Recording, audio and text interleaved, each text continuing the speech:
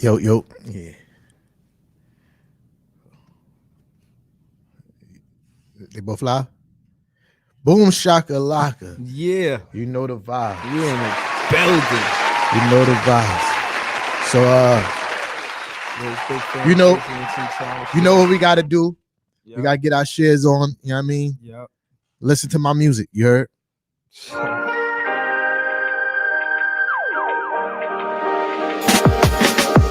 The thrill of victory comes with the agony of defeat. This life ain't for everybody. You don't know what it costs me, but no pressure. No pressure. I was made for this life. No diamonds. Made for this life. No diamonds. No pressure. No diamonds. If you say I'm taking L's, you must mean lessons. And after every struggle, I receive blessings. You never catch me folded when God's testing. Cause I'm blessing how they favor picture me stressing. I break rules, grind hard and pay dues. You can catch me putting in work while they snooze. They too scared to move, too concerned with others' views. And they never cheap breakers, they too scared to lose. Real nigga cloth is in my stitch. That Alexis ain't praise no bitch. Sometimes things go south and niggas leave and branch off. But on the squad, I never switch. I'm a street paver.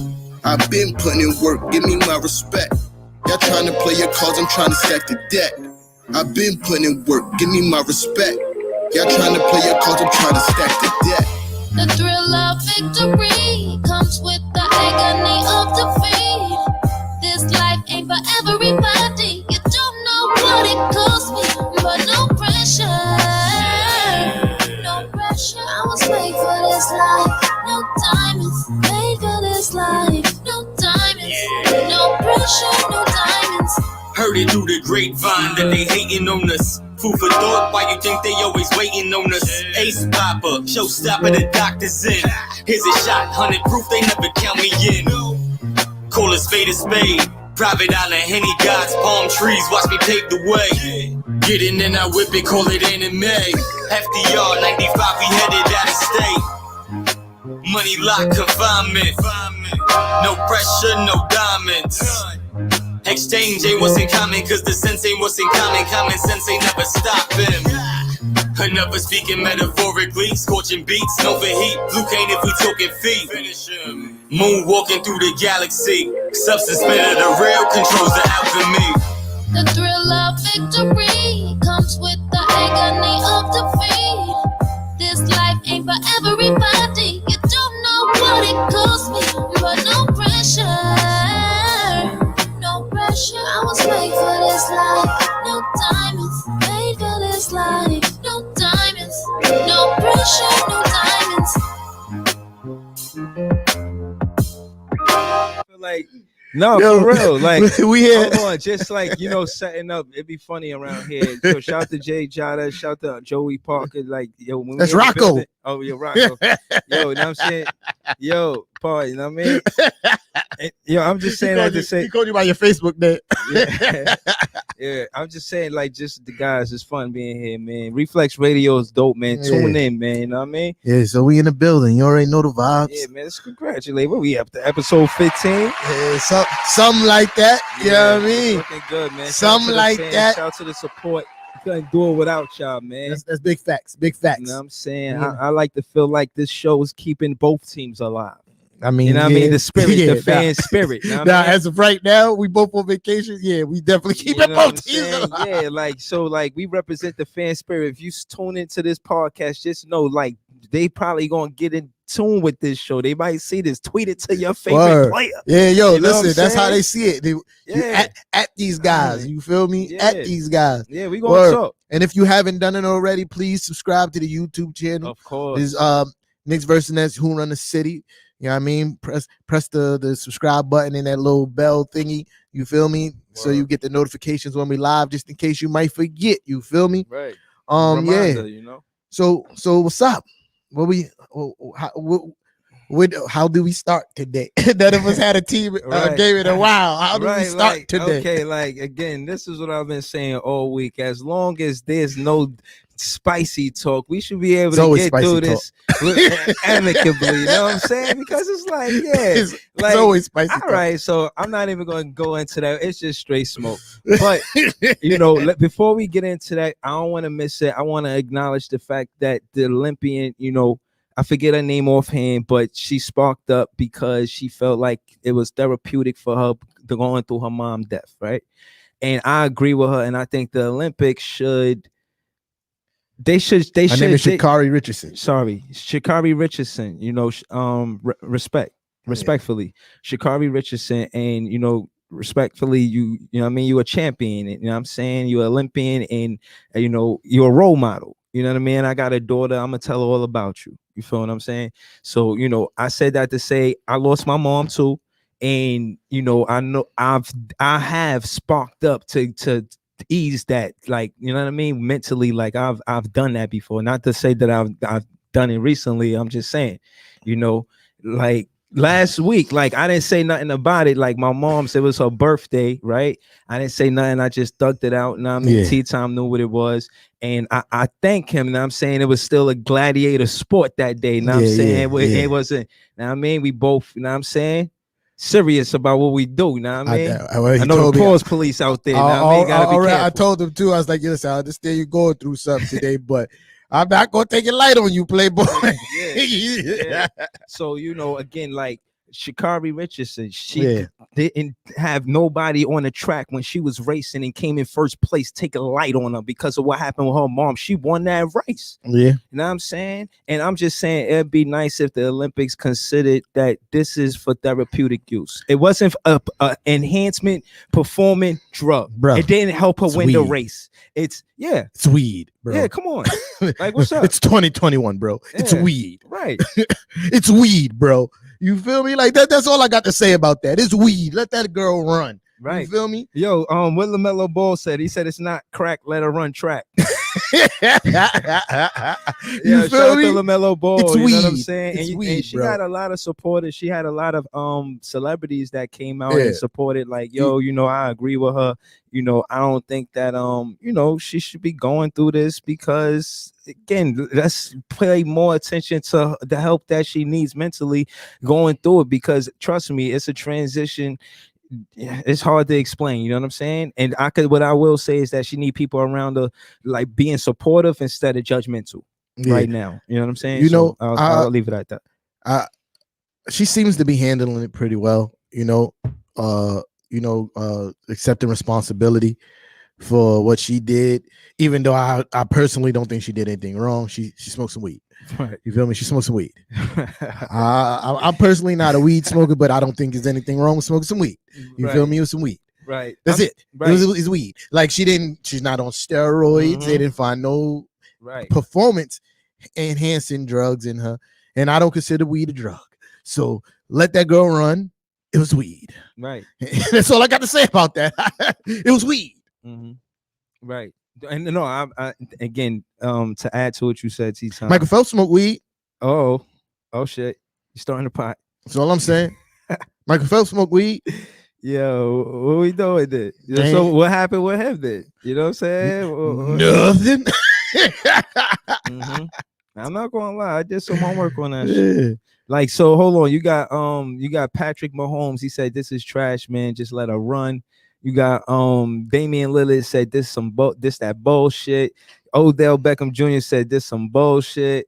To be honest, D-Wade said, but majority of y'all rule makers smoking probably are investors in THC companies. Let's stop playing these games. Okay, let's go. Okay, Dwayne Wade with the big dog talk. I like it. Yeah, he owning now. Talk to me, T-Time. What you think about what he said? He's owning now. He could talk that talk. He talking heavy, right? He in the room with those people, so he know what he talking about. And again, when I look at it again, it don't seem disrespectful. It seemed informative. He's around. He's rubbing the. You know what I mean? He's around the right people to know these things. These aren't stretched opinions. These seem like something that he's familiar with. You know what I'm saying? And again, you know, Wade is someone that I grew up watching, that I respect. You know what I mean? And if all of these players, and you know, I heard they said specifically the place where she sparked up is legal in that state. Yes. Yes. So you know, Yes. it's like, come on. Yes. It's a recreational see, I don't even like to call it a drug. It's recreational. It's a plant. Yeah, it's a plant. It's a Grows from beautiful plant. It grows from the earth. You feel me? Yes. A drug is something that's made in the lab. Spoken wisely. You feel me? Yeah. I think you listen. We had this conversation. Yeah. So, and I think that line came from you. A drug is something that's grown in a laboratory. I agree with that 100%. It's weed we talk about, man. Weed. Yeah, you got look, you got Jamal Crawford had got her back too. He says, oh, so Sha'Carri Richardson reached the level of fame where it's try and find anything to mess with her. Oh, got it. Like, you know what I mean? Sarcasm. Bro. But this right here was nice. Taylor Rooks, real nice. She says Sha'Carri Richardson broke a rule and it's a ridiculous weed that has this stigma. Both things can be true. She handled the entire ordeal like an adult and accepted complete responsibility. The conversation now should be about athletes' mental health and improving that response. You feel me? Yeah, but listen, man. I don't know if this is gonna get me in trouble for future. Like, yo, come on, man. This come on. I'm about to say some shit. You feel me? Shit, bro. Yo, I got your back, man. Fucking Olympics has been trash for you for years. Oh man. You can't. None of these athletes get paid for the Olympics. You feel me? Yeah. There would be no Olympics without the athletes. The Olympics makes billions of dollars. Every 4 years, they come through, make billions. Cities get a huge influx in money and currency, or the economy get a boost or a shot, whatever you want to call it. Right. But they don't get paid, and that's not even a problem. Oh, but no, wait, into that. Yeah, that's not even a problem where I'm going. That's just a stepping stone to make my point. Talk this shit. Let's go. You know, earlier they made a statement that you can't protest anything. With all the things going on in the world, with all the eyes of the world on this sporting event, you want to tell these in essence, shut up and dribble, pretty much. In essence, you know, for lack of a better word, because you know it's more sports than just basketball, but for lack of better words, shut up and dribble. That's pretty much what the Olympics told these guys. That's trash. You feel me? You got medals been stripped away from people for expressing their rights before. You feel me? The freedom of speech. You feel me? Yeah. Like the Olympics is trash. You feel me? It's trash. I'm not going to say I do not enjoy watching the Olympics. I do love watching the Olympics. It's top competition. It's the best athletes in the whole entire world. Right. Competing against each other. Who doesn't want to watch? Right. But just to hold on, segue real quick, right? Seeing KD play his heart out, right? And then him playing in the Olympics. It's kind of like he keeps the Brooklyn Nets spirit alive. You know what I mean? Bro, you gonna make me start No. already? No. I'm just saying, go ahead. I just wanted to bring it back. Go ahead, bring it back. All I'm saying is, bro, listen, he had a year off before that. He should have a lot of energy. He had a whole year off. He barely played. I'm a Nets fan. That's why I'm just stating the facts. He had a whole year off before that. He barely played this year. He should be rejuvenated. You feel me? He should have a lot of energy to continue playing. Since we talking about who's playing in the Olympics, shout out to Emmanuel quickly and Obi-Wan. Okay, yeah, shout out to KD. I'm gonna give my guy applause real quick. You know what I'm saying? KD, you deserve an applause. You know what I mean? Listen, my guys know what it is. My guys know what it is. The young boys. That's right. I hit the applause button first. 2 rookies on the Olympic team. That's all I'm saying. No, 2 rookies. 2 what rookies? I just told you, Emmanuel Quickly and Obi Toppin. Okay, so I ain't not all right. So what further my debate is shout to them because that's respectfully. You know what I'm saying? I ain't got nothing slick to say about that. But for Tommy T to be coach of the year and then see Obi-Wan get on the Olympic team, it's kind of like, you made coach of the year, but you missed that one. You should have played them in versus a lineup. I agree. Heavy though. I agree. But I'm rubbing it in. Pour the salt on the wound. Bro, let's not talk about what coaching did. Hold on, let me finish first. Let's not do that. Let's not do that. Let's not talk about what coaching did in the playoffs, though. Let me just say this real quick. I know you're going now, man. There's no way we're going to get through this 2 hours without you talking shit. I know this. Not possible. So I'm going to say my shit. You know what I'm saying? And I'm saying Tommy T dropped the bag. He was supposed to play Obi Toppin. If anybody had a chance to beat Atlanta without injuries, it was the Knicks with playing Obi Toppin. Tommy T should apologize because the coach of the year would have seen that. That was Or maybe in the first of all, regular season. He's seen that's it, but that's not in the playoffs. that's cap right there. That's cap right there. Could you contrast the minutes between OB1 and in regular season when y'all played Atlanta in the he did playoffs? play more. He did play more minutes in the playoffs. It wasn't a lot. It wasn't a lot of minutes, but he did play more minutes in the playoffs. All right. Obi Toppin, Obi-Wan pause wasn't the cure all for what happened to us in the first round. You feel me? The whole team didn't play well. You feel me? Like offensively, we played well for the most part defensively. Trae Young did what Trae Young does.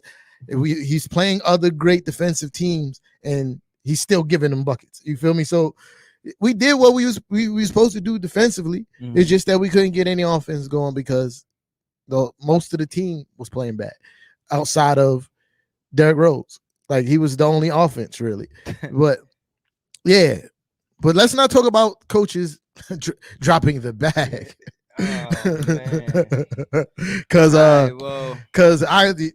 You sat here and for I think 2 weeks yelled at Steve Nash for keeping Joe Harris on the court. Yeah. So let's not talk about. No, I'm not gonna lie. You know what I I've mean? been getting a lot of flack about with other fans. Shout to Top Fan Tina, and other fans about Joey Harris, and I kind of reconsider. But again, if I'm doing that, I gotta put more onus on the coaching. Excuse me. If you see Nash cold, you don't live and die with him. Of course, you said it automatically they double KD because there's no shooter threat, even though he's not hot, right? Yeah. Again, what I'm saying is there's something about shout out to Coach Pop. There's something about putting the trust in your players that make them play better. And as a rookie coach, maybe I'm asking for a lot from Steve Nash for him to do that. You know what I mean? Like, I only said that to say coaches win games, bro. You know what I'm saying? Coaches assist in winning games. I don't care how good you are the coach. If your players ain't hitting shots, you're gonna lose. All right. So what about that play? With I think Monty Williams with CP3 with the alley oop. Yeah, that's an X and O. That's X and O. But when I'm saying, all right, I'm not debating. I'm just saying, do it further my point that coaches win games. They assist in winning games. Like they're a pivotal part of winning games. I think it's a balance between coaching and players. Mm-hmm. You feel me? I don't care how good of a coach you are. If the team is trash, you're not winning games. I don't care how good the coach you are. You feel me? Like right. you could be a good coach and get them to play above, what's projected of them. You feel me? But if you don't have the talent, it's only so far you're gonna go. Mm-hmm. So yeah, like in those situations, coaching, and especially in the playoffs, coaching is more meaningful than any other time. Mm-hmm. In the playoffs, you have to have a good coach because you need to know when to call timeouts, what plays to call, who to play, when to play them. But hold on, let's stay there, right? Like, and trusting the new guys. Coaches not trusting the new guys. I feel like we fell short because Nash didn't trust AJ, TJ, and so on and so on further, right? And I'm saying the same thing about Tommy T. Y'all probably fell short because y'all didn't trust Obi-Wan.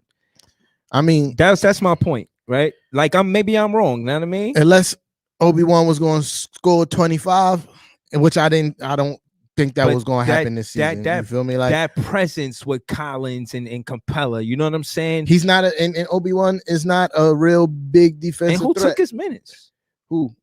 Obi-Wan in that series. He got actually more minutes than he got in the regular season. He's been playing behind Julius Randle the whole. So he series. Didn't drop the bag. You think he could have played more minutes? He could have. He could have definitely. So I'm not reaching. Y'all could have won a series if he played more minutes. You're reaching on in that aspect. He could have played more minutes, but we could have won because Obi-Wan played more minutes is a reach. Mm-hmm.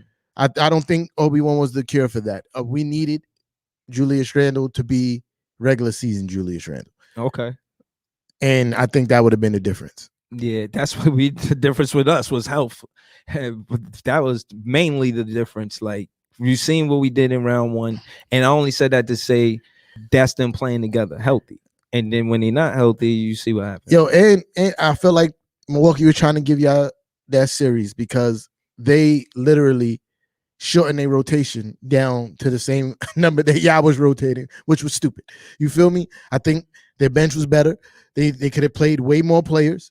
they could have ran you guys out of the gym, literally. Yo, Because and- y'all was and- only playing like 7 guys, right? And that's what I'm saying. Like when you talk about better players, when I looked at history, draft picks, Pat Connaughton and Brooke Lopez were draft picks for the Nets. Yeah. Like I don't remember Pat Connaughton on the team. Like we just automatically went to that team. And again, I'm becoming like, you know what I mean, starting to research the team more, like finding out more stuff about players in the team. Like, and I'm just like, yo, you know, I guess I'm supposed to have this certain glory for Brooke Lopez. Like, yeah, he's winning, but I say no, I'm not happy for Brooke Lopez. That's Brooke Lopez revenge, right? You know what I'm saying? That's Brooke Lopez revenge. No, he gave y'all great years of basketball. No, we did try and y'all to build could never, around y'all got fucking old ass Paul Pierce, old ass Kevin Garnett, we tried.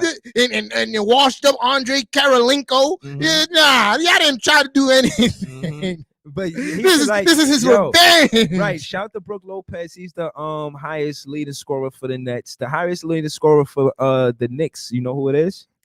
Pat. Yep. Yeah. He never won it with the Knicks, so it's the same thing. Man, I mean, he also had to play Michael Jordan in the playoffs. That's a thing. Okay. That's a thing. Okay. Michael Jordan kept a lot of legends from getting rings 6 times. Yeah, a lot of legends ain't got rings because of Michael Jordan. Yeah, so yo, I mean, I don't know. This is a question. Sometimes my questions are rhetorical, right? But sometimes shit, you know what I mean? I don't know. Like now, like when Jordan when he won those rings, right? 6 rings, he didn't play the same team 6 times, right? Not in the finals, no. Right. Oh, you know what I wanted to say? When it comes to the draft, you know who was slick? The Spurs. When they had David Robinson when he got healthy, bruh, they sat him so they could get the number 1 pick in Tim Duncan. Bruh. Yo. Tanking. Yeah. Tanking. So like what we doing? Like again, our teams investing in these role players. You see players like John Morant. Some players are better than others. I think the big talk was Zion Williamson out that draft. But if you ask me, John Morant is, I don't know. Oh no, listen, man. No, they can. I don't want to get into the comparing drafts, man. Let's slow down. I'll tell you right now, John Morant he's a beast. But you think have you watched Zion Williamson play when he's healthy, bruh? Nah, I'm not gonna lie. I ain't see a lot of games, bruh. It's nothing. He wasn't healthy. John Morant I've was never healthy, seen, and I've seen a lot what he was. I've doing. never seen in my Morant. whole entire life someone that size move as fast and jump as high thirsty as he, thirsty, man. Who? Just say you want Zion to come to the team. He said he loves playing in New York. Like, what kind of shit is that? Like, we gotta wait. But it's a fact. You said what would you say? I never seen a man jump that high. What'd you say? I said I've never seen anybody that size move that fast and jump that high. This is a fact. Nah, man. So what, man? Like, what you mean? He gonna so come what? Here and do what? What are you gonna come here and do? What you mean? So what? Like, what he gonna come here and do? He gonna come off the bench? So look at you. Look, you talking about somebody thirsty. You're thirsty. I can't compliment him on being physically gifted. Pause. You feel me? Nah, because I know you want him to come to the Knicks. Man, listen, he said that he loves it like it's the Mecca. He said it. Madison Garden is the Mecca. He loves playing here. What you want me to do? I don't got to say anything. He pretty much said it all. Is it impossible though? Is it even feasible? Yeah. Is it even in y'all realm of discussion? Yeah, you know what I'm saying? Should y'all be talking about Zion in the jersey? Yeah. Anything's possible. Okay. You feel me? Except for the Nets. Except for the Nets getting any good role players. Nah, we working on that. Nah, y'all salary cap is shot. Son. You know what's a weird thing for me? This Dinwiddie situation, bro. Yeah, it's like he's out of it. He's like basically like, yo, it's nice knowing you, and I just want to say that I got your poster at home. You my son's favorite player. You know what I'm saying? Out. So it's all love. Know what I mean? Word. But listen, I understand, man. You're a businessman, and I looked at the numbers, right? When he getting paid, right? And I looked at it's like 20 players getting paid more than him, and he's better than these players in his position, right? Yeah, and come on. So I don't know what we. And also, I don't think he wants to be coming off the bench. I don't think he wants. I think he wants to start. Yeah. He has the talent to start. You feel me? For a lot of teams. I think he feel like he priming right now. Like, yeah, like, so do I want to waste my prime behind James Harden, or do I want to go somewhere, get my bread, and ball out? But see, this is the weird thing is that Dinwiddie committed to us when he took the small contract in the beginning. So that KD and Kyrie, we had cap space for KD and Kyrie. Once Harden wasn't part of the equation though. No, Dinwiddie getting hurt was never part of the equation. Yeah. That's what went wrong. And this way, you know what I mean? And that happened in the beginning of the season. And I feel like ever since then, we was trying to pick pieces together because I felt like the Brooklyn Nets expected Kyrie and KD to go through injuries, right? But I thought we was going to have a healthy Dinwiddie. You know what I'm saying? And if you watched him in his Instagram, he's been working really hard to get healthy. They said we would have been able to have him on the team if we made it to the finals. Like he was working that hard. You know what I'm saying? To come back at the same season. I don't think that he wanted to come off the bench. And he probably want more money. And y'all can't afford to give anybody any money. Y'all gonna probably lose Jeff Green unless he takes the veteran minimum. I think remember, let's give credit to KD and Kyrie because they trimmed their contract for DeAndre. It was a flop. Yeah, but still they did it, and I think that they would do it again if they felt like the right player was coming to the team. So I think again, when I looked at the article, they said that the contracts haven't been extended yet, but they are priority. They still have 2 years. They all still have 2 years on their contracts. So y'all pretty much stuck with this is the plan with the three of them. Yeah, with the three of them, literally taking you over the salary cap for the next 2 years. Yeah, you feel me? So we want with this situation. I feel like Sean Marks again adjusted to when Dinwiddie got hurt. This never was part of the plan. Harden was never supposed to come to the team until Dinwiddie got hurt. Always remember that. I understand all that. that. Now we're talking about the money side. Yeah. So the money side is the salary. The NBA salary cap is 109 million. Mm-hmm. Y'all, the big three is somewhere around 128-ish. Between 125 and 128. They talking about us losing Blake, man. So absolutely, like Blake is not. He's absolutely unless because look. So wait. I wasn't even finished. Let me finish the thought, please. Go ahead. So like I was saying, like y'all like 128 with the big three. You feel me? Spencer Dinwiddie opted out. Jeff Green contract expired. Blake Griffin only signed a 1-year deal, and y'all gonna be surrounding the big three around G League players, bro. I think Blake Griffin. Nah, we got a plan. I think the reason why you got Blake Griffin is because he was on the buyout. Yeah. You feel me? So he didn't need the money. He's a millionaire. He probably don't need the money now anyway. But I think it's highly unlikely he comes back, unless he takes the veteran minimum. You feel me? Like who, Blake Griffin? Yeah. Like again, I'm gonna be honest with you. My when I do my draft for who I think gonna start or play on the team next year, Blake not in there. I think he going for the bag because he got like some money coming from Detroit or something like that. So I know he on that, and he trying to get paid. He did what he did so he could win this season, and it didn't happen. So honestly, on the business side, I don't feel like Blake gonna come back. But who is coming back is LaMarcus Aldridge, interestingly, as a coach.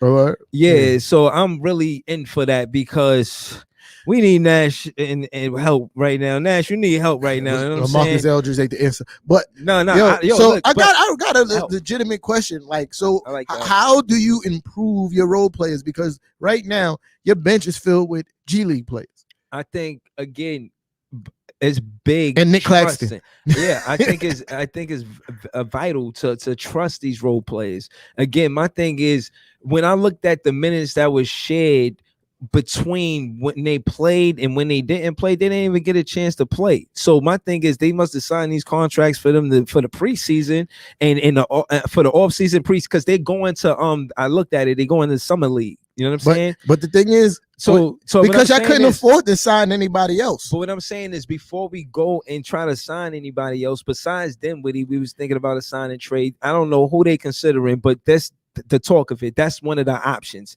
because we could lose Dinwiddie, and they even discussing losing Dinwiddie to the Knicks of all people, which I don't want to see. You know what I'm saying? I don't want to see it neither because he's too injury prone. Yeah, well, anyway, I know we're not trying to lose Dinwiddie for nothing, but he's definitely discussing free agency, and it looked like it is what it is. You know what I'm saying?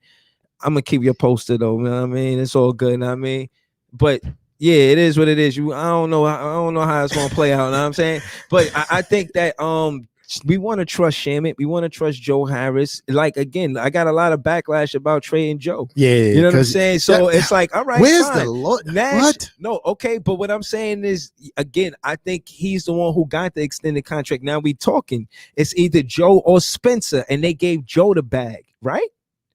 Yo, so listen, man. You see what I'm saying? So this is Joe this ain't is why show up y'all in the playoffs, so I had a right to say that. This is why I think y'all wrong with being so tough on Joe Harris. He was in the second round, he was thrust into a role that he was never planned to be in. He was literally the second option for scoring because James Harden couldn't score. James Harden was on the court pretty much as a decoy, just to take some pressure off of KD. So now your second primary scorer end up having to be Joe Harris, which is a role that he was never expected to be in. Yeah, but my thing he was even expected to be the fourth option. My thing is, I do that. I put that pressure on Joe because I believe in Joe. I've always considered him part of the core four. When I say Harris, Karras, Jarrett, and Spencer Dinwiddie, that was when we had the winning formula and we started becoming a winning ball club. It was only one win over 500, but we were still a winning ball club. So that's what I'm saying. I always looked at him as a player. He's pulled us like in fourth quarters, Joe Harris has won games. He's hit big shots in the fourth quarter. I understand why the Brooklyn Nets trusted him and gave him a contract. You know what I'm saying? To play long, you know what I mean, extension on the team. You know what I'm saying? And I think Dinwiddie knew his time was coming, and that's why he didn't do it, because we went after Kyrie and KD, and that happened. So everything happened the way it was supposed to until he got injured. And then we had to adjust.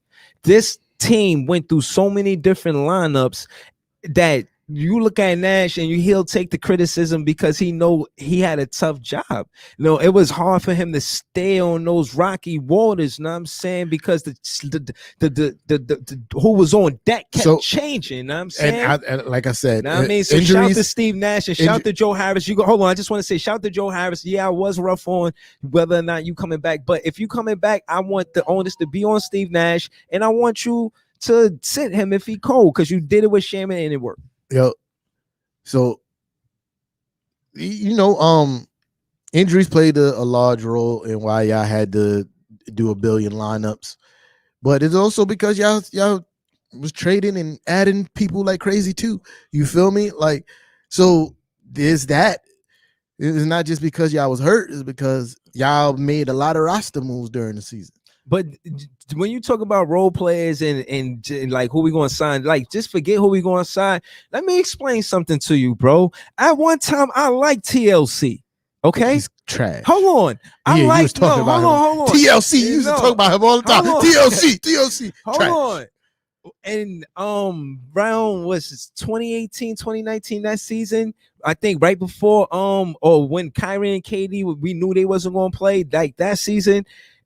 Even up into the bubble, he got cold when he got to the bubble, but leading up to the bubble, he was playing great. Excuse me, I used to be a big TLC fan, man. So I'm not even gonna hold you. You gotta give players a chance, man.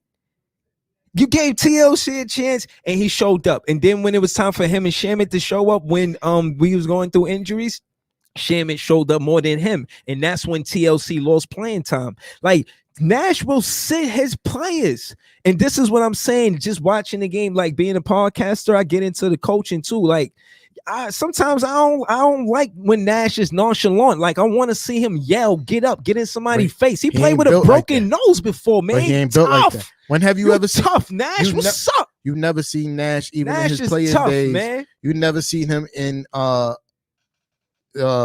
playing days. In his playing days, yell at people. Like that. That's just not what he does. Yeah, you feel me? Man. That's just not what he does. He's very soft spoken. You know what I'm saying? Like, so, good job. And I mean, good job. And I mean, yeah. Nah, man, you got it. Nah, man. Yo, good shit. Know what I'm saying? Nah, it's never gonna happen. Yeah, that's never gonna happen. And Dan Tony coaches your team.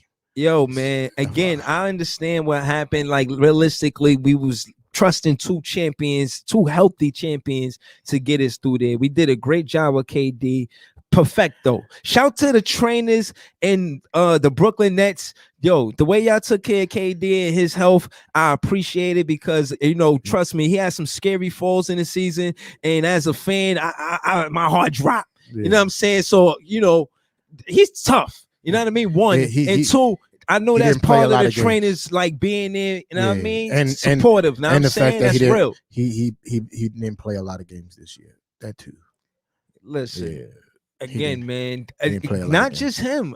Other players been plagued with injuries too. Yeah, I know. I'm just saying, like, you know what I'm saying? He didn't play a lot of games this year. This the only thing I'm saying. Strategically, because he was going through the worst basketball injury known to man. Yeah, if you say so. You disagree? I mean, that is the worst basketball injury, but I think he could have played more. But you are a Knicks fan. Yeah, but let's talk about what Randall could have did. Yeah, let's talk about what Randall could have did. I mean, he did have a bad shooting series, but he did average a double all 5 games. Two of those games, he had over 20 points. What that mean? I'm just saying. Same thing it means for KD scoring all those points and going home. Nah, I don't think it's the same. They both home. I feel like the effort results was more in KD than it was in Randall. They ain't the same level. No. Let's get this clear. I said the results. KD is here. Randall is here. You don't never want me to talk. Small dog. You get on your vlog and talk about I'm always cutting you off, but the last few weeks I can't even get 3 sentences out before you start talking like this. The Brooklyn, that's KD. Let me just say some stuff. Like I'm on the show too, bro. I'm all ears. Yeah. I'm all ears. So now what I'm saying is the results are the same. You feel me? And I don't think that Randall's the results are the same. They both home. What are you talking about? I think the Brooklyn Nets spirit again. All right, go ahead. Yeah, go ahead, I'll let you talk, bro. I really be shutting up to let you talk. Yeah, because this is how I feel. You feel me? I wouldn't say that Julius Randle didn't put forth effort. He didn't get the desired results. You feel me? Because he, like I said, he averaged a double-double. He still played pretty good defense. He was active on the boards. He just couldn't get his shot to fall. You feel me? The effort was all the way there. It's just he didn't get the desired results. But like I said, he averaged a double-double all 5 games, though. So, yeah. Yeah, so. I say he playing scared. All right, if you say so. I like, for instance, there's certain players that they know their game. They don't care, like if like Duncan, he got the off the glass shot, or Kobe got the fadeaway, or Jordan got the fadeaway, and there was nothing in that series that I seen that was his game. Yeah, it was just like cap. I seen him to adjusting. Like, first of all, that's cap, because I know you. That's what you KD though. First of all, you don't watch enough. You don't watch enough New York Knicks basketball to say that I didn't see nothing in his game that was him. He was getting to his spots. The shots were falling. He was making the moves that he was making all season. The shots wasn't falling. You feel me? For you to say that I didn't see nothing in his game that was his, he was playing his game. They was playing really good defense. He was getting, KD didn't even see as many double teams that Randall did in the first round. I don't know. He didn't. Right. He didn't. Because I watched all the series. You feel me? Like, he didn't see nearly as many double teams as Julius Randle did in the first round. So what does that say? That's effective on the Knicks. That all you got to do is double Randle and it's a wrap. We need more. We need better role players. Like we gonna find out. We gonna find out. You feel me? I personally, you don't like Kawhi, but they put him at the top for the Knicks. Personally, I feel that we shouldn't go crazy this offseason. Next offseason, free agency is going to be crazy, son. Okay, so expand on that. Explain. Crazy. It's so many top-notch players in next year free agency. I'm saying, talk to me. Like, I'm just saying, like, I don't want to go throughout the whole list, but it's a lot of guys that top players that's going to be on next year's free agency. Okay. I think that we should kind of stay, you know what I mean, like make some moves, because we know that it's very rare that, and the only person I could say that did it was Toronto. That one year was like just barely making the playoffs. The next year they won a championship. You feel me? Mm-hmm. That's very rare. That it almost never happens, right? So I don't think we should put all our eggs in trying to win next year when we can continue to build on what we already build on this year. You feel me? And next off season, I'm telling you, and that's another thing. When teams like even the big three with LeBron, Wade, and Bosh, When they Yeah. first assembled, they lost that year. Yeah. So the first time big teams do assemble, they don't And- always win that first year. But bruh, nah. And That's hold not on, hold on. Let me say this. and no, hold on. No. Before, I'm just saying. because I was about to say something and you started. Wait. What you mean? So, but when Miami Heat lost, they got hella smoke for losing, especially to the Mavericks. You feel me? They caught hella smoke. They were all So- healthy though. Hella smoke. They caught hella smoke. It doesn't matter if they was all healthy. Okay. They shouldn't have lost to the Mavericks. I hear You you. feel me? Like, so that's you can't use that as a cop out. Well, the Heat lost. No, I'm not using that Two. as a cop out. I'm saying the that Heat lost two. look, That's what like I'm a cop saying- out. No, what I'm saying is right. My definition of championship or bust is if you don't win the championship, then the main players that you got on your team breaking up. You're gonna just break up the whole thing. That's not what that means. No, I'm just saying how I interpret it. So my perspective on it is if the big three didn't win it this year, right? And there's other teams that assembled to win it that year, but didn't make it that far to win the championship, then I shouldn't look at this the season as a failure for the simple fact that we're building towards a championship run. And Bro, the that's- ship oh, the is named excuses. champion and it's All these still excuses. afloat.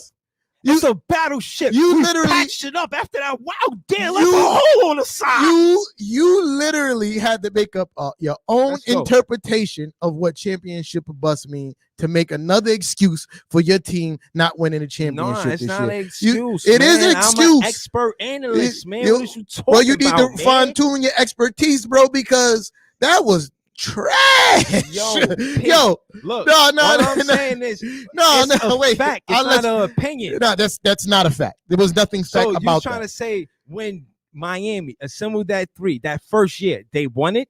No, and they lost and they got smoked for losing. But what I'm You feel saying, me? that's the fact. And of it was That's champ- all I'm saying. It was championship So or that's- bust that's for not a them, debate. and it was a bust. That's what. But they won it the next year.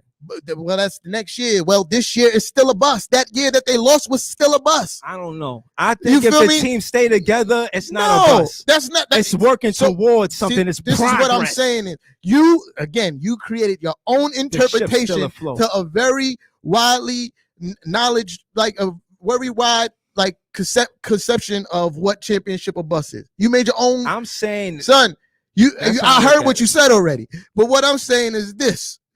You can't change the rules of what championship or bust is to your no, everybody knows is either you win or it's a bust. That's what it means. You feel me? It doesn't mean if the team breaks up.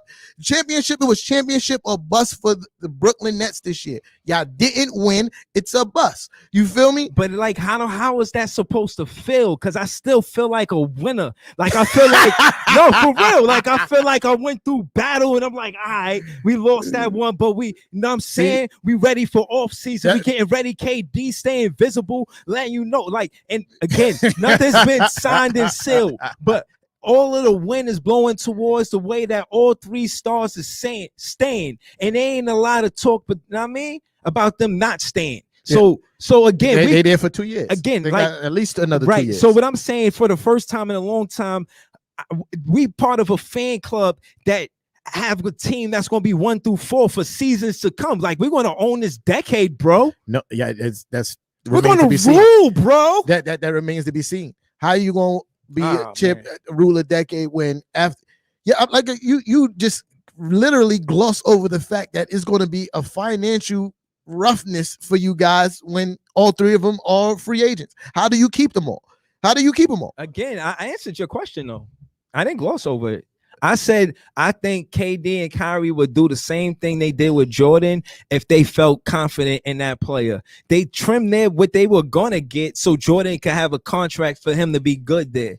And I think they would do it again. Because you know KD gonna get a No, big but what I'm- contract. So see, listen. The big Kyrie difference. too. The big difference in that is there was 2 of them. Now it's 3 of them that make big money. You Okay, feel me? I'll say That's- that. that's I think another Harden would do it too. That's another $30 million. But I You think feel me? yeah, Y'all already 20 something over the cap. yeah. You feel me? But I think So- Harden would do it But too. what I'm saying is this, bro. Do you know what kind of pay cut they would have to take to at least get them low enough to, bro? Y'all would have to trim off at least 40 to get another adequate player on that team. Listen, I can't speak for what they will do with they bread, but I will say they care about winning a lot. I mean, a whole lot. Obviously. You know what I'm saying? And it's still like that today. Till this day. All I'm saying is, bro, I just think from the outside looking in, it's gonna be the big three surrounded by G League players like it was. Yo, give year. AJ a chance, man. He's give TJ a mean, chance. Listen, Listen, they was talking about your coach didn't even want to give him a chance. Why should I? No, man. Your coach is saved by the bell. Wait, they not calling for friendly talk. You know what it is. I know who it is. I know who this is. Who that is? You go find out. Who run the city? Who this? Yeah, I'm calling in. Yeah, what's good, Brody? Who run the city? What's your name? My name is Bug or Raymond. Raymond, what's good? What's good? Speak your piece. Yeah. Huh? Speak your piece, Raymond. Nah, yeah. I'm on live right now. Yeah. Say who run the city. Yeah, so what's good? What's good, Breezy? Yo, you gotta say who run the city. Yo, I'm about to let him know who run the city right now. Yo, so basically, if you're talking about who actually runs the city, the Knicks run the city because remember, who got ran out the city? They run the city But in you never sandals. knew that, did you? You said they run the city in what? Who got ran out the city? Who got ran out the city? Oh, you trying to bring it back? You trying to hit me with an uppercut? Hold up, we back and we here to stay. We ain't never ran out the city. You know what I'm saying? That was all. Hold on. You gotta keep the format. Oh yeah, yo, Raymond. Yeah. I need you to say what you need to say because we're gonna hang up so we make sure we have enough time for other callers. Yeah, right? shout out to Raymond. I got you. But listen, if you want the smoke, you got the smoke. But just remember, it's all love out of this. And at the end of the day, I really do feel bad for that girl that was running because at the end of the day, weed is not a drug. It was basically a plant that was growing from the earth. So they shouldn't have really let that girl run. All right. Yeah, I appreciate you for calling up, Raymond. Thank you for that, bro. All right. Bro. Peace. All right. Yeah. Yo. He said, y'all got who got ran out the city. Ooh. Yeah. Oh, that was nice. But what I will say is, again, it's all business, and it adds to my point because I said we only here because these guys weren't winning. If they were winning in the 90s and all of that, yeah, the only reason y'all here is because of Jay-Z. Well, Jay-Z be able to sell it if y'all was winning the Mecca, y'all was making money regardless. Yeah, y'all had one of the biggest fan bases. How much money they first want? Of all, listen. First of all, every sport in New York has two teams. That's true. Every sport. So if we were winning or not, he still could have sold bringing the Nets to Brooklyn. Oh, so we was showing up anyway, regardless if he was winning or not. Yeah, exactly. Because of Jay-Z. Cameron voice. Because of Jay-Z. What's up? Shout out to Jay-Z. Shout out to Jay-Z. Shout out to Hova. Jay-Z actually been. He was at the game. He been to more Golden State and Lakers games in the last 5 years than he been to Brooklyn Nets. Oh, stop it! You heard what 50 Cent said? That's facts. 50 Cent said, "Oh, I'm from Atlanta." After y'all got swashed. Yo, 50 Cent is the biggest troll on the face of the earth. But he always at Knicks games. Always. Hey, listen, KD say he's seen a lot of stars. I don't know if he was looking at a galaxy or something, bro. But he said he went looked in the stands. He's seen a lot of stars. Because he's not used to that in Brooklyn. Please. We got a whole section called Celebrity Row. There's a whole section where celebrities sit at Knicks games. And every game. Celebrity Row. There's a whole section for all the celebrities. Yeah. But do you think, like, for real, like, and we always have pride in our team in being honest, right?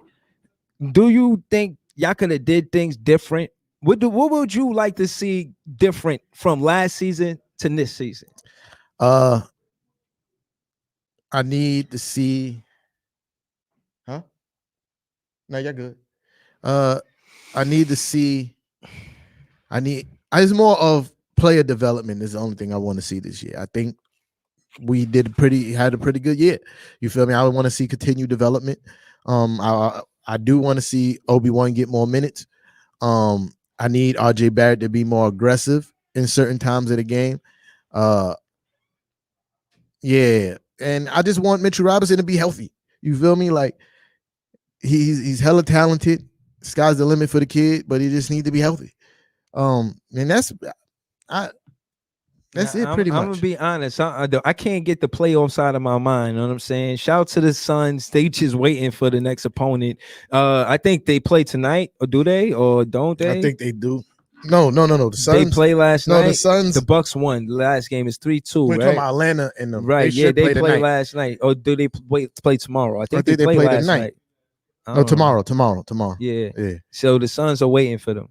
Yeah, they played last night. Right. And I'm just saying, I see, the players that showed up in the playoffs, and with everything that happened with Joey Harris, we have the same expectations. You feel me? Like a guy like Jackson from the Clippers. Yeah, he went off.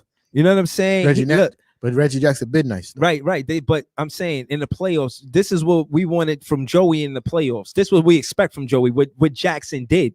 Joey is nowhere near as nice as Reggie Jackson. All right, but look what Jackson did. Jackson ranked second to Paul George on the team in minutes, points, and assists, and leads in plus minus. He leads all players this postseason and made 3-pointers with 56.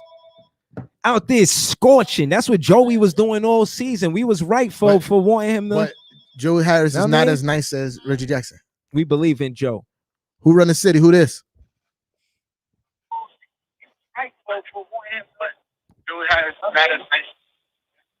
Yo, who run the city? Who this? Yo, this is Jay, by the way. Yep. Yo, Jay, what's up? Who run the city? You already know who run the city, Brooklyn, man. Yeah. Yo, shout out to Brooklyn. You know what I'm saying? Yeah, applaud for that. Come on, man. Y'all know Brooklyn run the city. Y'all know that. We seen who went furthest in the playoff. Brooklyn. We seen who went furthest in the playoff. We know who got the best player in the world on their team. Second rounder. Exactly. KD, see how he showed up in the playoffs. Prime time basketball. That's all you called to say? Nah, I was just calling to kick it with the homies. I know what y'all doing. I want to shout out to y'all. Y'all doing it big. I love the podcast. I appreciate you. Thank you for a call up. Yeah, I mean, but when you next time when you call up, bro, we trying this new format. Call up, say who run the city, speak your piece, and then we're gonna terminate the call so we can keep the lines open for the next caller. You heard? No doubt. So I appreciate you. Know what I mean? I said my piece. The next run the city. Knicks is, Knicks doing their thing. They need to keep improving. Know what I mean? Now I'm about to, when you hang up, I'm about to talk mad shit. Hold on. I appreciate you. One. Yo. Yeah. Before we get into that, nah. I gotta talk about what he talking about. No, let me just shout him out real quick. Yeah. Yo, shout out to Jay. He's the reason why I call it that. He said, yo, you should call yourself Big Fan Breezy with the Brooklyn Net vlog the same way he said I'm a pimp named Slickback. I swear to you, it's a true story. Oh, that's fine. So shout out to my guy Jay, man. He always been supportive of the show, like he said. That's my guy, man. 100 pots and pans. So listen, man. His reasoning for y'all running the city is the same reason why you said, because y'all went one round further than the Knicks. Y'all haven't accomplished anything in your tenure of being here that the Knicks haven't already done. Right. You feel me? So that's it, because y'all went one round further with the best player in the world. No, but the thing about it is that we lost to the team that's went further than you guys. Again, by the way, like I'm just reiterating what KD said. He said the intensity between the city, between the rivalry between the two teams, because we both went to the playoffs. He says, I like it. He said, I embrace it. I like the intensity. I like what's going on in the city. I like the rivalry. So I'm keeping it going. Like, I like it too. You know what I'm saying? Like, yo, man, I'm waiting to put a deer on my plate next season. You know what I'm saying? This ain't over. You know what I mean? So again, like, yeah, I felt like we could come up here and we could speak amicably, but like I said, man, if it's smoke, then it's smoke. You know what I mean? You gotta answer the phone now, Playboy. All right, hold on. Yeah, this who run the city? Say your name.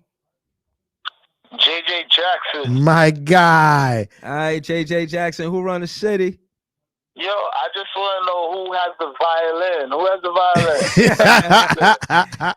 violin? don't bring the violin no more, JJ. I still got the violin. I just want to see the violin. Yo, I could reach that level of petty, even though we out the playoffs.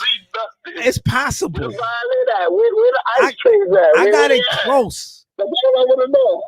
The ice tray, I actually kept the ice tray. It makes fine ice cubes. You know what I'm saying? It's great, you know? Yo, so, shout the ice tray, but I hope it gets healthy. So, JJ, yo. And thank you for being in the Knicks. New format, Brody.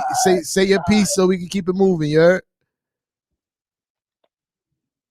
Oh, he banged it. That's all he wanted to say. That's my guy.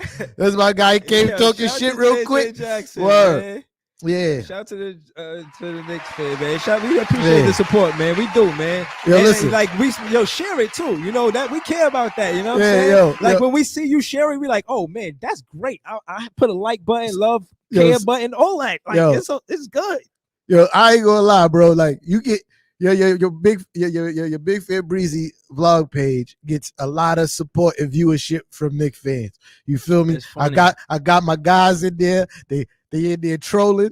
They in there serving, cooking people up real quick. You feel me? Shout out to all my Knicks fans that on a weekly and daily basis is on the Big Fan Breezy with the Look at That vlog page.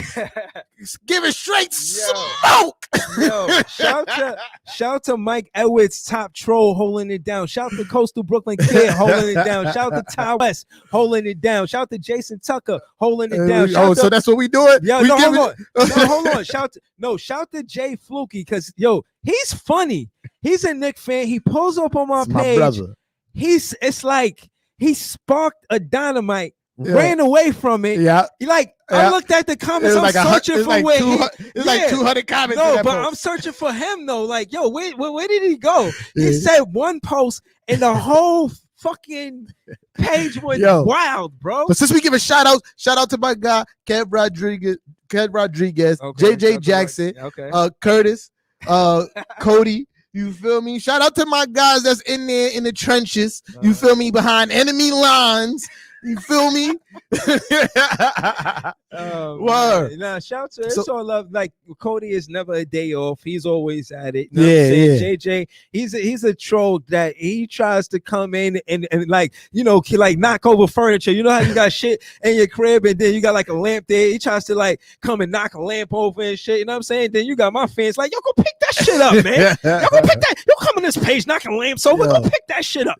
So shout to my fans that be. You know what I'm saying, making sure the fans that ain't Nets fans stay in line. And it's not been working because my guys don't ever stay. They did every day. But anyway, you feel me? Tell Curtis Leather Beast Brown that peanut gallery is a corny joke. I don't know what the hell. We're peanuts, man. Like in front of like that's what I'm saying. You see where this goes? And this doesn't go good nowhere, bro. I'm not doing this with you. You know what I'm saying? So this is what I'm trying to tell you. You know what I mean? This is my guy. First of all, that's not even a good, funny joke. You know what I'm saying? You see what my fans do, you try to come with that joke. Curtis Leather Beats is one of my first supporters when I was doing Knicks and Ish. He showed up every day. When I stopped doing it for a while, T-Time, what's up? And still to this day, he'd be like, yo, T-Time, what's up? We need Knicks and Ish. Me too. Yo, listen, it's going and I'm gonna surprise y'all. Yeah, me too. I'm gonna surprise y'all. Show me something. Yeah. So boom, look, man. So let's get back to some shit. You feel me? So we spoke about the Nets a lot. So let's talk about some Knicks stuff. You feel me? Talk to me. Yeah, every week I come back and tell you I'm tired of these rumors. You feel me? So let's just talk about why none of these rumors make sense. You feel me? Mm-hmm. It doesn't make sense because, for instance, like the big names in trades is Dame Lillard, the kid from OKC, Shai Alexander, whatever the hell, I can't remember his whole name. Shai Gilgeous-Alexander. Yeah. That dude, him, he a baller. And a couple other people. You know, big what's his name? Bradley Beal. You feel me? Like, oh man. So this is why it doesn't make sense. You feel me? Because to get these guys, you're going to have to gut the core of the team. You feel me? And you just kind of put yourself right back into the same position you was in. But what we talking about when you say core of the team, like, do you guys have a lot of draft picks? So yeah, we got a lot of draft picks, but they still gonna want players. They're not just gonna want draft picks. So you're saying that the draft picks hold a little bit of weight? It depends, because like this year we're not even in the lotto, so lottery picks hold more weight than later first round draft picks. Right. You feel me? So those draft picks don't hold as much weight because we made the playoffs. All right. You feel me? Hold that thought. Yeah. I think this guy. Hold up. This who run the city. Say your name. Yo, what's good? It's Kev. Yeah, KvN Bill. That's my guy. Yo, what's good? Yo, Kev. Kev. Listen, real quick. I just want to say I love coming up and hearing y'all make it with the show and all that. But most of all, I love cooking up all y'all next and the one thing I want to ask is, because Nets fans always make fun of us for not signing KD, Kyrie, and trading for Harden, right? But y'all did that and still couldn't win. Explain to me how and why. I'm going to let you go so y'all can discuss that. It was good talking to y'all, and always love for y'all, fellas. Yeah, appreciate you, Kev. All right, man. Be easy, fellas. All right, later. You too, Kev.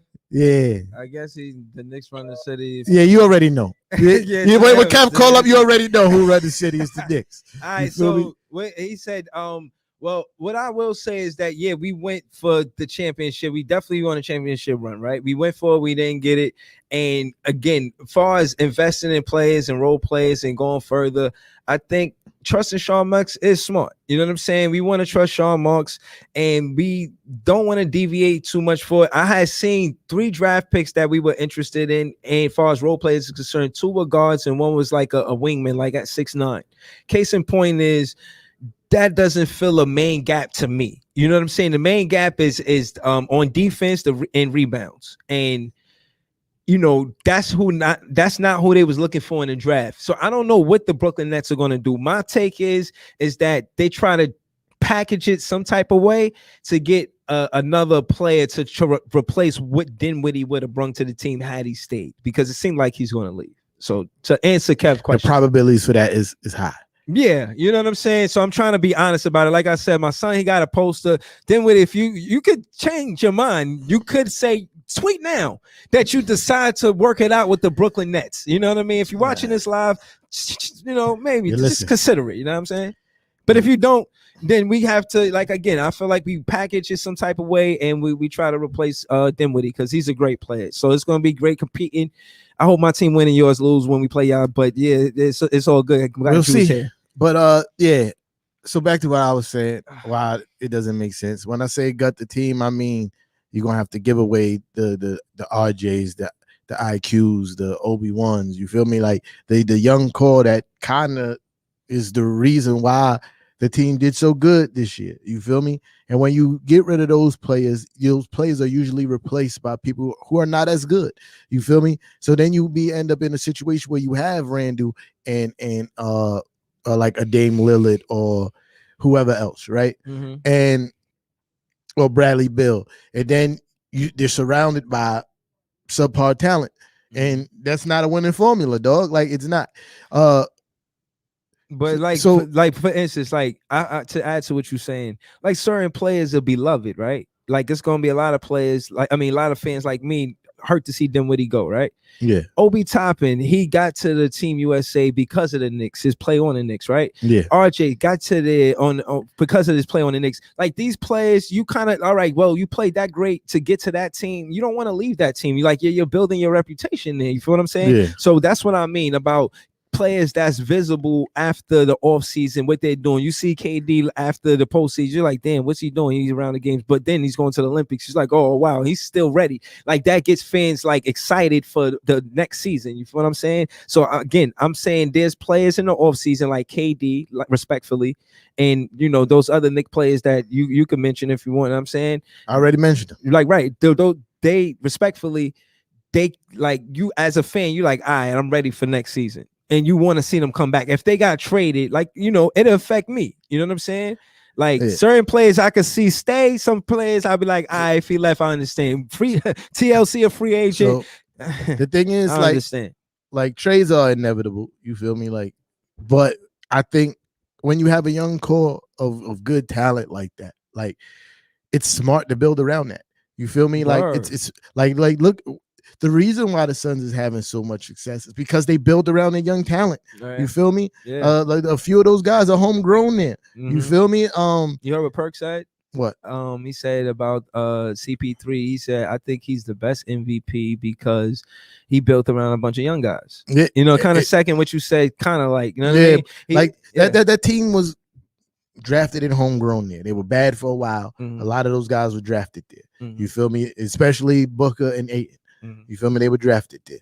So they that's how you build naturally. Like if you look at Golden State, when they went on their run, all the main guys were homegrown. And you feel me? No, respectfully even when you go on to talk about Philly, even though they got bumped, their main guys were homegrown. The reason why they're good, even though they never got over the hump, their main guys were homegrown there. That's the whole trust the process shit. You feel me? Then you go look at Milwaukee, the Greek freak at the Middleton. You feel me? Like that's why they're good. Yeah. And I think that's the formula that needs to be stuck with, because RJ Barrett is literally just scratching the surface of his talent. He averaged 17 points this season. You feel me? All his offensive numbers went up. His efficiency went up. He got better defensively, and he's only 21 years old. You feel me? Like, yeah, you don't trade that guy. As good as Dame Lillard is, Dame Lillard is super elite level basketball player, right? But he's also going to be 32. You feel me? Like, I agree. You feel me? As much as I say, like, so wait, one more thing. Yeah. Now, if we do talk about trades, anybody in that I mentioned earlier, the Shai Alexander kid. Gilgeous-Alexander. I think he's the one. He's the one because But y'all wouldn't have to trade for Zion. Huh? But that wouldn't be a trade situation, right? What, Zion? Yeah. I think Zion, Pelicans is not giving up Zion Williamson without fleecing the whole team. And I don't care who trades for Zion, they're gonna have to give up everything. So you're saying it is a trade situation right now? Yeah, because he got like 2 more years on his rookie contract. Okay, on his rookie contract. So that's not, even if he wanted to be a Knick, it's not immediate. Yeah. So yeah, he would have to play this season and the season after before he's a free agent. Right. That's and then even then, he risks losing a lot of money by opting out and going to free agency instead of re-signing with the Pelicans. That's why you see most stars after their rookie season, they stay with their team because it's so, I'm talking about millions of dollars difference. You feel me? Now it becomes a place like, all right, do I want to start winning now or do I want to get this bread now? You feel me? Yeah, D'Lo. Like a lot of Nets fans be tight about D'Lo leaving, but D'Lo took the bag. You know, he said, hey, listen, I know KD, Kyrie, trust me. If we heard the rumors, if the fans heard the rumors, the players heard the rumors. And I think he had the opportunity to make what's best for himself. And he did that. And I think that he looked at, that's the first part of his career. You know, as a player, you probably look at it like, yo, you know, winning is first and foremost. But in business, you have to be savvy. Yeah. And I think it was smart for him to take the bag, knowing that they were making space for Kyrie and KD. Most NBA, because that's exactly what happened. Most NBA players, young ones, go for the bag instead of winning, which is absolutely not wrong with that. Like, get your coin, bro. You feel me? Because God forbid, look at Brandon Roy. It could be over at any time. You feel me? Nice. They showed the record that those three. It was Brandon Roy. Who else? Ogden, right? Aldridge. Ogden and Aldridge, right? The record, they was like 56-12 or something crazy. Brandon Roy was something vicious, son. Like, I know, yo, again, they always say the greats got a mid-range game. His Brandon Roy mid-range game, like, to me, was one of the best. You know what I'm saying? Elite. Like, again, like, back then, being a player of fans, you really kind of, you know, got your fan. Like, I mean, I said a player of fans, a fan of players. You really remember Brandon Roy. Like, I remember Petrovic. I remember just staying with it. Like, I remember Brandon Roy, and I remember him being a big point guard. Like, I think back then he was a 2. He was a 2. Okay, so who ran point? You remember they? I don't remember who ran point. Okay, because I remember it was 56-12. Because I didn't have NBA TV back then. No, you feel me? So 16. So like I'll only see him whenever Portland happens to be on TNT or Rashad on ESPN. Like you feel me? Like, and that's very few and far between. But when you watch Brandon Roy play, you knew he was something special. That's unfortunate, but I digress from the point. These guys get their bag now because you never know. You never know. Like, you can dream to have a lengthy career, but it could all be over tomorrow. You feel me? So get the bag. So I'm saying that with Zion, you don't know what he's going to choose to do. Even though he's unhappy there, that doesn't necessarily mean he's going to give up millions of dollars to get out of there. Maybe a situation where he does sign a contract and then forces a trade. But I also think that the NBA is trying to work out a situation where they can stop that from happening. I mean, again, Magic Johnson, he's heavy on saying that CP3 should have been got a ring with LA and the NBA blocked that trade. That's a fact. And like, even till this day, he like brings it up. You know what I'm saying? And because he's right. Yeah. So, you know, respectfully, shout out to Magic Johnson, right? And you know, CP3's dead now, and I'm not gonna lie. Growing up, not having a fan of a team, but just watching plays, he was definitely one of my favorite players. But the NBA was well in his right to do it, though. You feel me? I'm gonna tell you why. Because the NBA owned that team at that time. Because that's right after the racist boy for the Clippers, the racist owner for the Clippers said all that joint to his little side piece. You know what I mean? He went on that rant. Yeah. Oh, so, do you think racial? Just a Nick question. They said that Kevin Love beat Randall out of going to the USA team. I don't know how that happened. So all right, so is that racial or what? That's definitely not. Okay. That's super reach. Okay. I think it's a corny explanation, but the explanation that was given was they didn't want another starter. They needed more of a role player. Okay. You feel me? They needed another bench guy. They didn't want another starter. And Julius Randle's a starter. What about random? Which don't make sense because have you seen some of those rosters from previous USA teams? I do believe if Coach K was still coaching the USA teams, Randle would be on that team. Yeah, I seen a quote. They was saying this dude, I forget his name. I had it in my phone. I don't want to look for it. He was saying that MJ, Bird, and Magic Johnson played them in the Olympics and they turned off the scoreboard. Like, they was beating them that bad. Like, MJ, Bird, and Magic Johnson was beating them that bad. They just turned off the scoreboard and told the press that they won it. They just say y'all won or whatever. Like, you know, they were called the Dream Team for a reason. I think that collective of talent and just the desire to win. You feel me? Unselfishness. You had a player like Magic Johnson running the point. Yeah. Arguably the greatest, no, not arguably, the greatest passer in NBA history. You feel me? With the greatest scorer in Michael Jordan in NBA history. And then your third option is Larry Bird.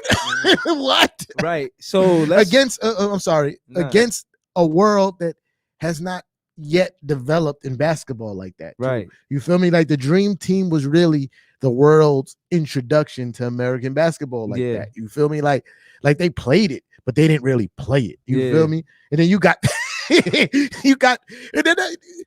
talk about those three guys, right? We talk about those three guys. Then you got Patrick Ewing, you got Charles Barkley, you got all these, Scottie Pippen, you got all these other guys that's a afterthought in that situation. You feel me? Like, when you talk about the Dream Team, David Robinson, you feel me? Like, this is the bench. Of course they was beating people by 100 points.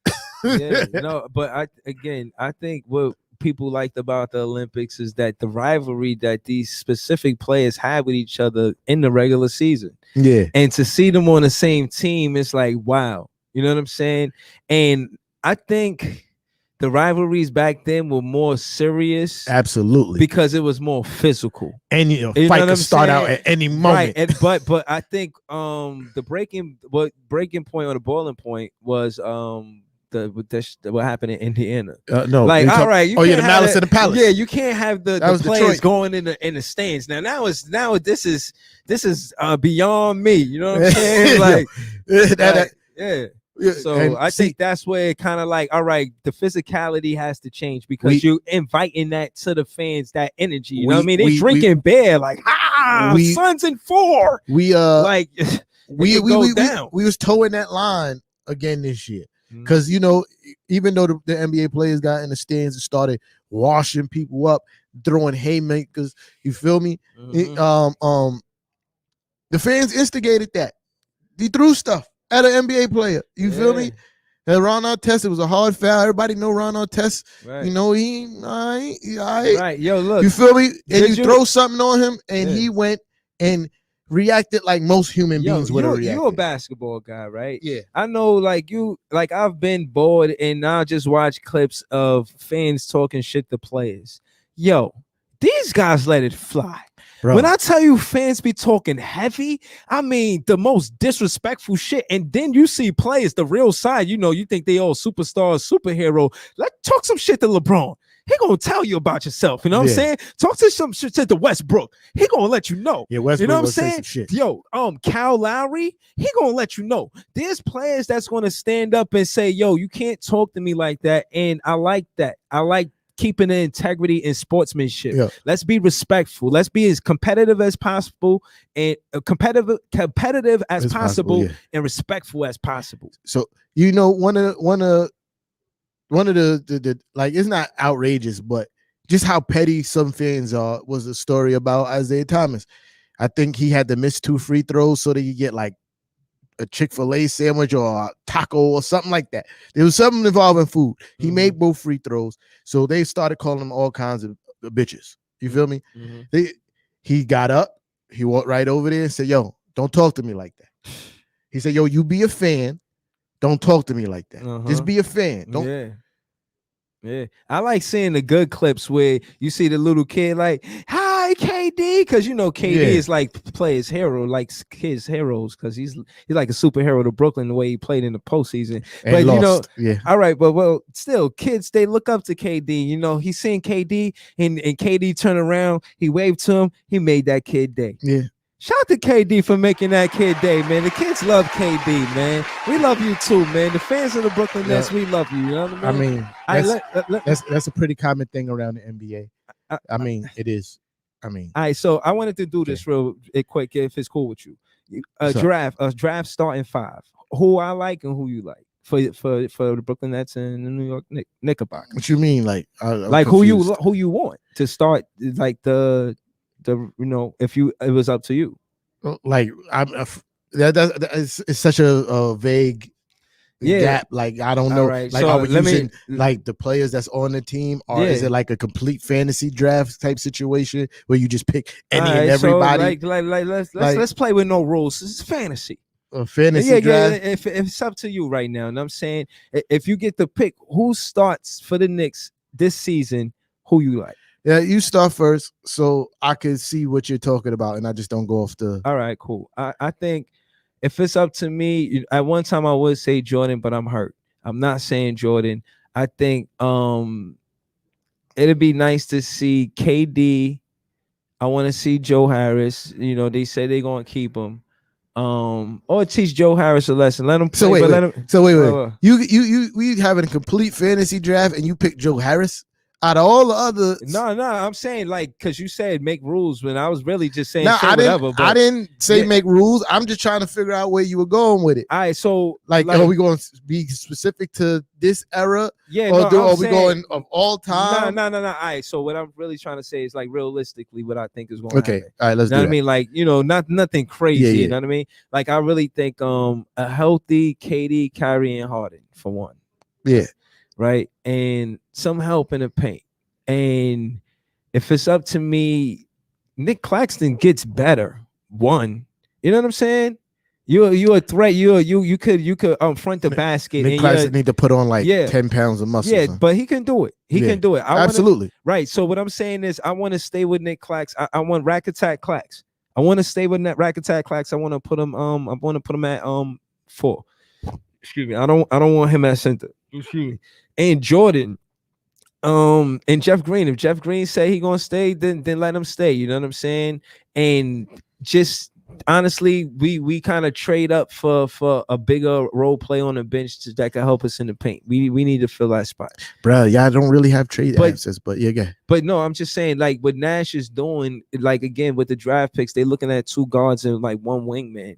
I see Nash style of play. His style of play is to kind of draft a guy that could like be what he was, kind of like, you know what I mean? He's the okay. This is how we're going to win this game. The point guard we're gonna run the offense through the point guard, and that works when Harden is healthy. But if Harden is not healthy, I want to see Nash to make adjustments to see how we. Again, that's why I say I want to see Nick Claxton be able to front the ball, and maybe we could run the offense through the front court instead of the back court.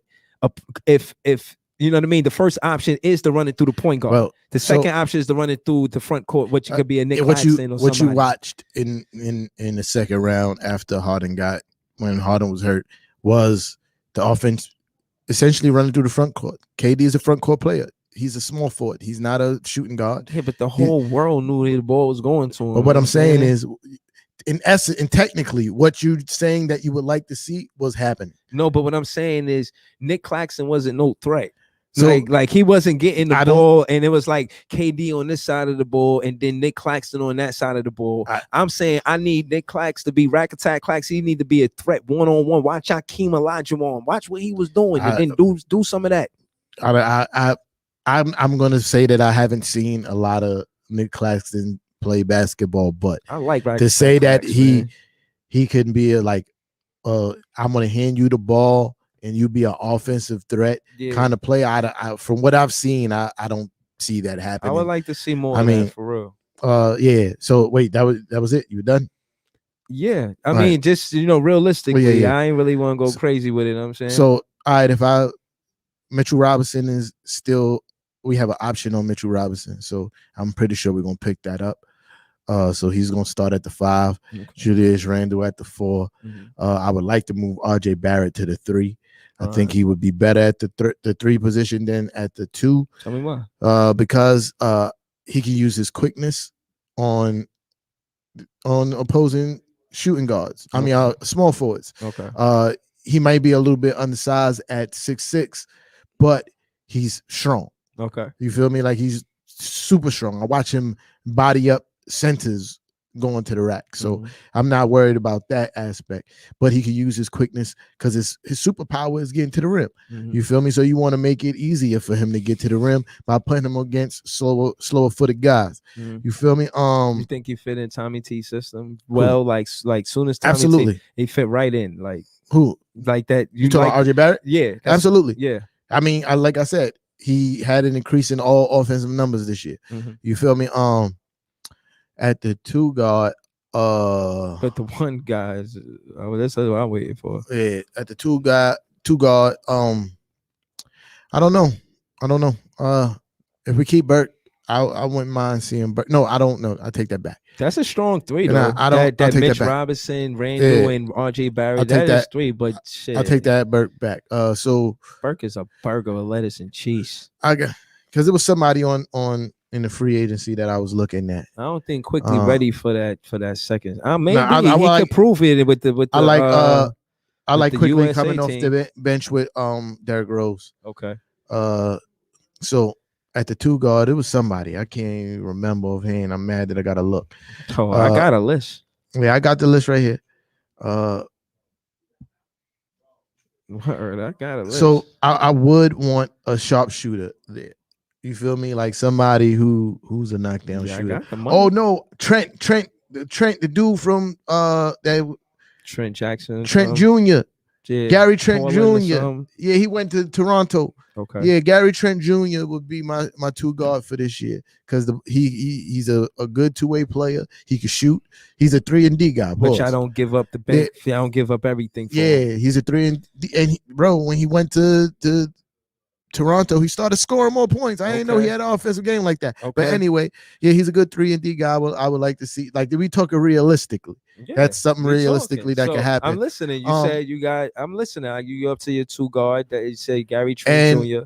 Yeah. Now this is what part I'm waiting for. And then I would like to get the let's go Shai Gilgeous-Alexander at the 1.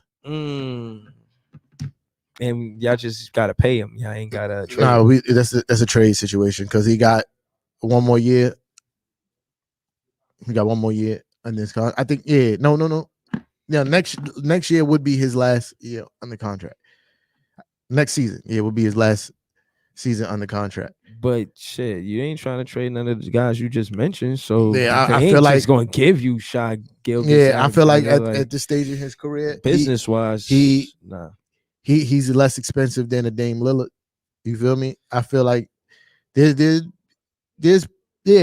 I give away some draft picks for that How kid. do you get Shai Gilgeous-Alexander without giving up Randall or RJ? No, because he's not on that level yet. He's on RJ level. Yeah, they're gonna try to make that trade. You're willing to do that? Yeah, I don't think they will make that trade.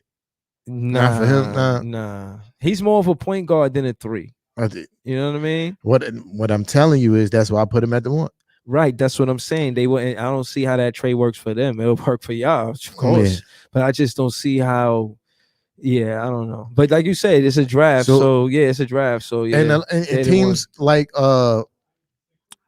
OKC, who's in a clear rebuild, they're starting to hoard draft picks because the way the lottery is set up now. Houston too. The way the lottery is set up now is like it's not so much of where you are in the standings or how bad you played, where you get a higher chance of winning the first overall pick. It's more about just having more picks in the lottery. You feel me? The way the numbers is broke down, if you have more picks in the lottery than anybody else, the likelihood of you getting the first overall is higher.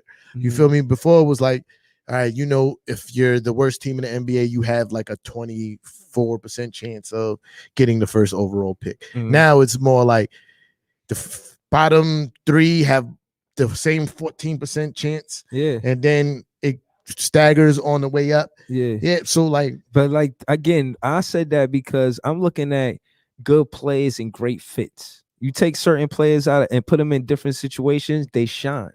Like we looking at Wiseman, the guy that played for Golden State. You know what I'm saying? Like he's a great fit for the Brooklyn Nets. He may not be or play the part that. I think Toronto about to make that trade. I'm not saying that. I'm saying far as fits. Yeah. Like who you would, you know what I mean? That's someone that fits the style of play that Brooklyn Nets play. We was, some way or another try to, again, I could see us trying to trim. You know what I mean? I could see us going after Wiseman. I could see that happening. Not to say that we the front runners, but I could definitely see us pitching it like, we could win it now. You know what I mean? It's possible, you know what I mean? But come to the Brooklyn Nets, Now y'all will have to trade for him. And that was true about what you said about KD and recruiting. They said that KD helped recruit on the USA team, him and Lillard. So again, this new thing of players recruiting other players is something that they consider savvy. It's not something they frown upon. They're not like, this and that. Nah, they looking at it like, help us. Who you want to play with? Like part of the reason why Bruce Brown is a Brooklyn Net, because he KD remember playing against him. Like, who is this guy, man? He's tough, you know what I mean? So that's how it happens. So again, I don't shy away from that. I like to see that. You know what I mean? I like to see it for the USA team. So is a collective of the best talent from the USA. You feel me? Like, all right, against the world. All right. So we basically saying this is what I'm saying. I'm asking, do you agree? Michael Jordan, Larry Bird, Michael Johnson, right? The only time you would see them play together is in the USA Olympic team. Absolutely. And that's not what it is now. The tempo is different. Yeah, and it's like, let's play on the same team for real. You know what I'm saying? So okay, I hate it. I like it though. I like the fact that you think it strips away the competitiveness. It does. Okay, I think it does, because I feel like it was better games back then. There was so many more better games because the talent was so spread out. You feel me? Versus is a hierarchy of talent. So besides the Lakers and Boston, can we say that dominance, like let's talk about dominance, right? You got Lakers, Boston, right, with 17, right? And then the Spurs, they won 5. I won't say they damn, that's pretty good. They had, you know what I'm saying? They had their time. Yeah, they had their time. Right. So the Bulls, they got 6. It's borderline dominant. You know what I'm saying? Yeah. So I'm saying like, or Detroit, what they won 2. 2 is not really dominant. You see, Golden State, they won like 3. And again, LeBron James got 10 finals. Like teams, they ain't even make that many finals. You know what I mean? Because in every era, there's that one player or two players that just is so much better than everybody else. You feel me? And no matter what you do, these guys are going to win.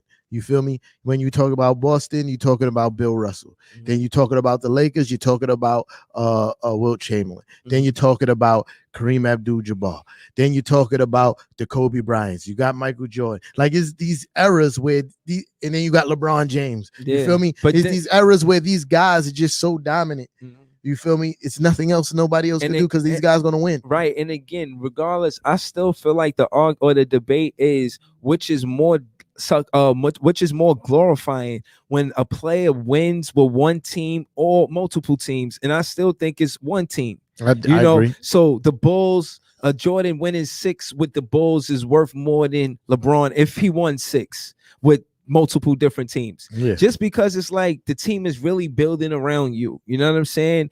And I think that's interesting. Same thing with Kobe. It's like 3 in company, right? You got Kobe, you got Duncan, and you got Jordan. These guys are great. Like, what is 5, 5 and 6? Right? Yeah. I believe. Who? Duncan got 5 rings or trophies, championships, right? Kobe got 5 and Jordan got 6. Yeah. And I'm just saying they all did that with one team. Yeah. And now it's not looked at the same, like, yo, I gotta win with one team. You got guys like James Jones. He's like the president or something of the Suns. He's like in his 7th finals or something like that. Like, guys are winning out here. You know what I mean? So boom. Like, but it's not all. It's not all about, and it's not all the players' fault. You feel me? It's not all the players' fault.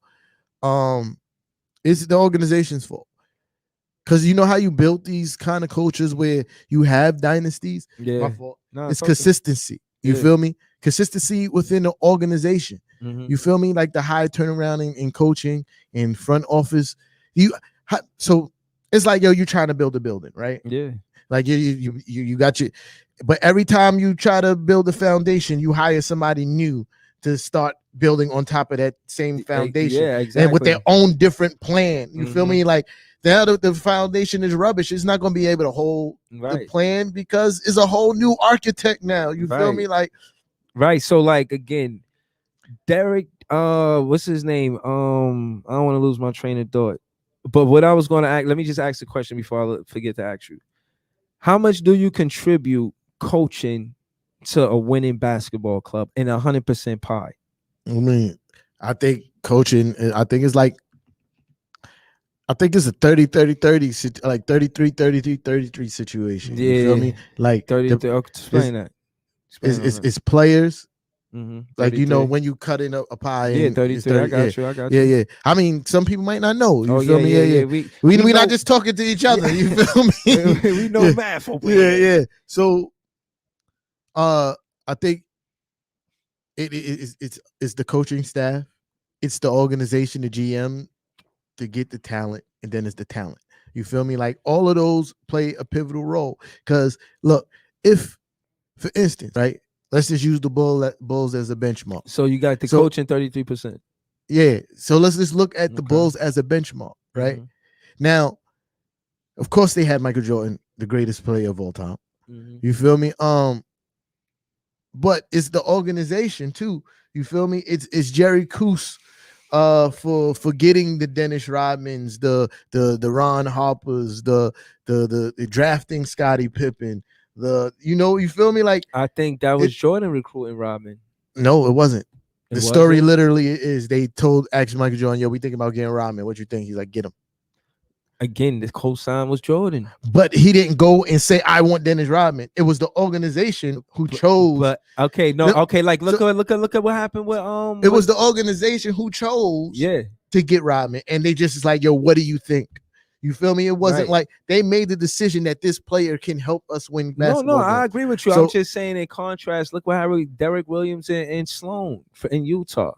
Yeah, you know what I mean? Like, players could get coaches fired. Yeah, and I think that's bad for culture. You feel me? But I wasn't done. You feel me? I wasn't done. I was working on a train of thought. So, like I was saying, like, then you have Jerry Crease, getting the proper players.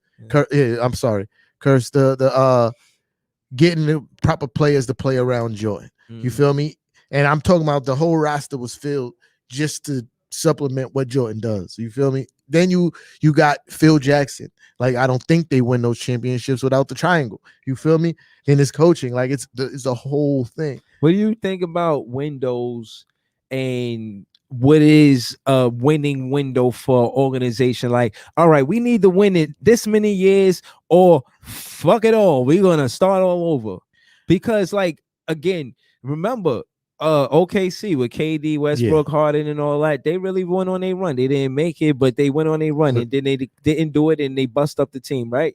So I'm saying that to say, if they would have stayed together, they'd have won multiple championships. But what was the window though?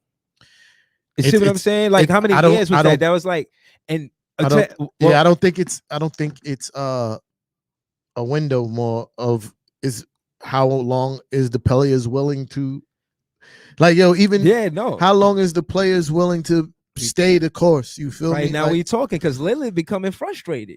He was talking that, I don't want to build super teams, but he ain't talking like that now. They showed the old tweet saying, yo, if it wasn't just Portland, it would have been 2 teams, he said. I forget what he said, but it was 2 other teams. Yeah, I think one was the Lakers, right? Lakers and maybe the Mavericks, I think. I don't know. So, and I'm just like you said, if they choose to stay the course, it's up to them. Players have more power now. Yeah, I think so in a player like Dame Lillard's situation, there's other situations. Like, if he goes to play with LeBron and AD, yeah, that'd be kind of corny to me. You feel me?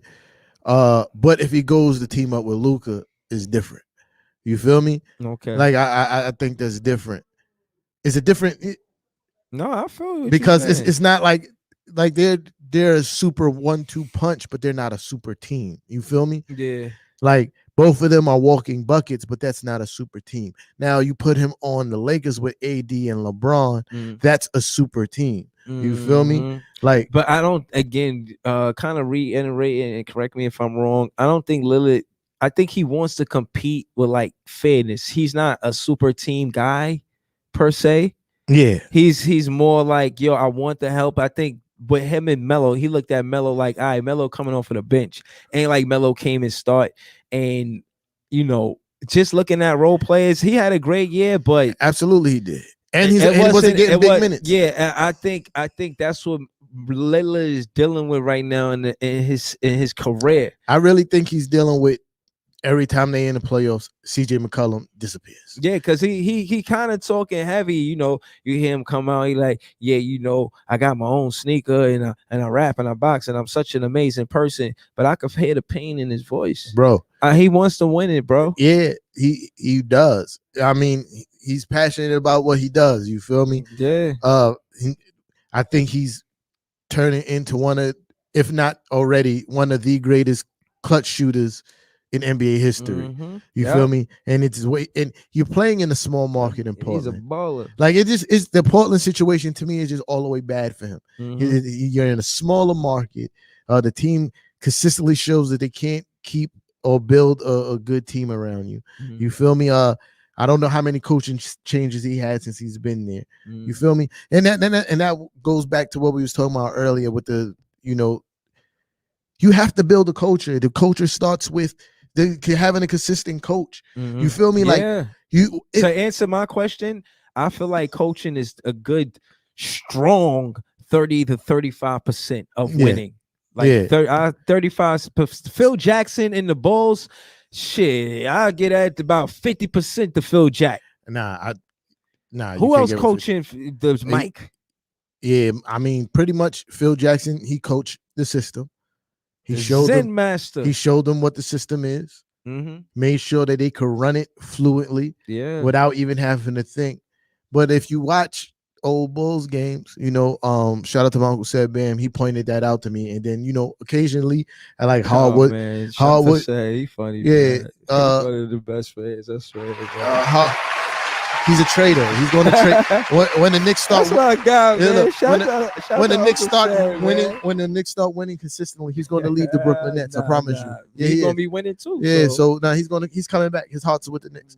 But anyway, man. so like he brought it to my attention that you know, watch Phil Jackson on timeouts in the Bulls. He just be walking away.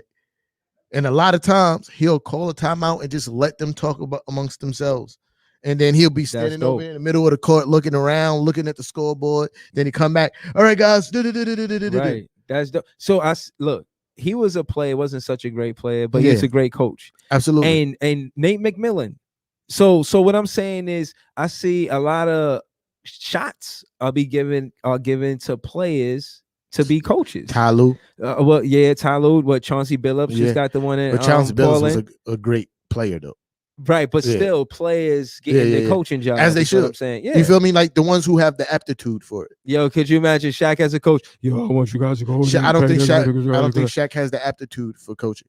You feel me? I mean, not saying that Shaq is a genius. You feel me? He's a doctor. You feel me? Shaq. Dr.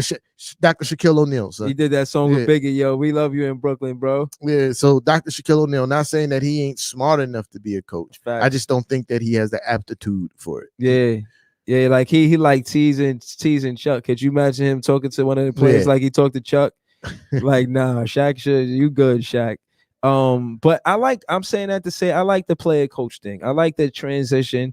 I'll be honest. I think Tylone he's a good coach, man. Ty Lue? Ty Lue. I like him, man, as a coach. Listen, man. I like him more as a coach than a player. I used to give him a lot of flack for being like, yo, he just be coaching really good teams. Mm-hmm. You feel me? Like, but he showed something this offseason that like maybe I was aware of, but didn't pay that much mind. But he really coached. Yeah. They just got beat by the better team. You feel me? At this time. Yeah. And Kawhi was hurt. So that's that too. I think LaMarcus Aldridge is gonna do well next to Steve Nash. You know, I hope and Jacques Vaughn decided to not take any head coach job, which was important because our main defensive coach, shout out to Jeffrey Glover, he's my guy, says that, you know, he was our main defensive coach. Yeah. I forget how to say his name. Now the coach of the Celtics. And I know you know what I'm saying? And Jacques Vaughn, he's been with again, like you said, building a culture. He's been with the system for a long time. So having Jacques Vaughn to decline head coaching jobs to stay assistant coach meant a lot to the Nets. So shout out to Jacques Vaughn. I fucking love you for staying, bro. So we can't have you leave, man. So I want to finish saying something about, you know, the how quick the coaches get changed. Mm-hmm. It's detrimental to organizations, these quick coaching changes. Like certain coaches, I believe they should be fired. You feel me? Like who? Like talk that shit. I feel like Doc Rivers need to be up out of there because overrated coach. Yes or no? Absolutely. We talking. Who else? The coach for well, he can't get fired because Milwaukee is keeping his job alive. Yeah, you feel me? But he's trash. He's all the way without trash. Giannis the other day. I respect it. He's because they still have Middleton. You feel me? But no, I think Middleton is 1 and Giannis is 2. I might have to agree with you. But I've been telling people. But what I'm saying, he need to be about it. He's trash. You feel me? Like there's certain coaches that just need to be gone. You feel me? But when you don't have the talent, when you're a coach that obviously don't have the talent, and you is suffering losing season after losing season after losing season, it's not necessarily your fault. You just don't have the talent. You feel me? And I think those guys need to be given more slack. And I think because like I said, it's about building a culture. Like it's great to have players. You feel me? It's great to have players who on the team that knows the system like the back of their hand. So when you interjecting new players, they can help guide them through the system so they could be more efficient. You feel me? The reason why those teams, the Stockton and Malone was so great because they fucking knew every play like the back of their hand. They knew what they needed to do. They could run their set blindfolded. Right. So to add to what you're saying, that's what happened with Steve Nash. When we had ISO ball, you know, we got 2 champions leading us to the championship. So the finals. So that's pretty much not a lot of coaching. When you see Nash hug KD, that was real. That was a real hug. Believe me when I tell you, trust me, Nash knows that that was the most daring, the most heartfelt hug I've seen in basketball in a long time. So I said that to say, shout to Nash, but again, that's not coaching winning the game. You know what I'm saying? And we want to see Nash adjust without having a point guard run the offense. We need you to see, if we could have a guy run the front, like Nick Claxton. Let him see if he could develop a jumper. If we got him for another year before contract time is up, we need to keep developing him as a player and let him work with KD. Come on, he's watching KD every day, man. Like he could develop a mid-range game. And I believe that Nash can coach this team if he's confident in the role players. You gotta be confident in the guys that's not the stars. You can't just look at it like stars win games, Yeah.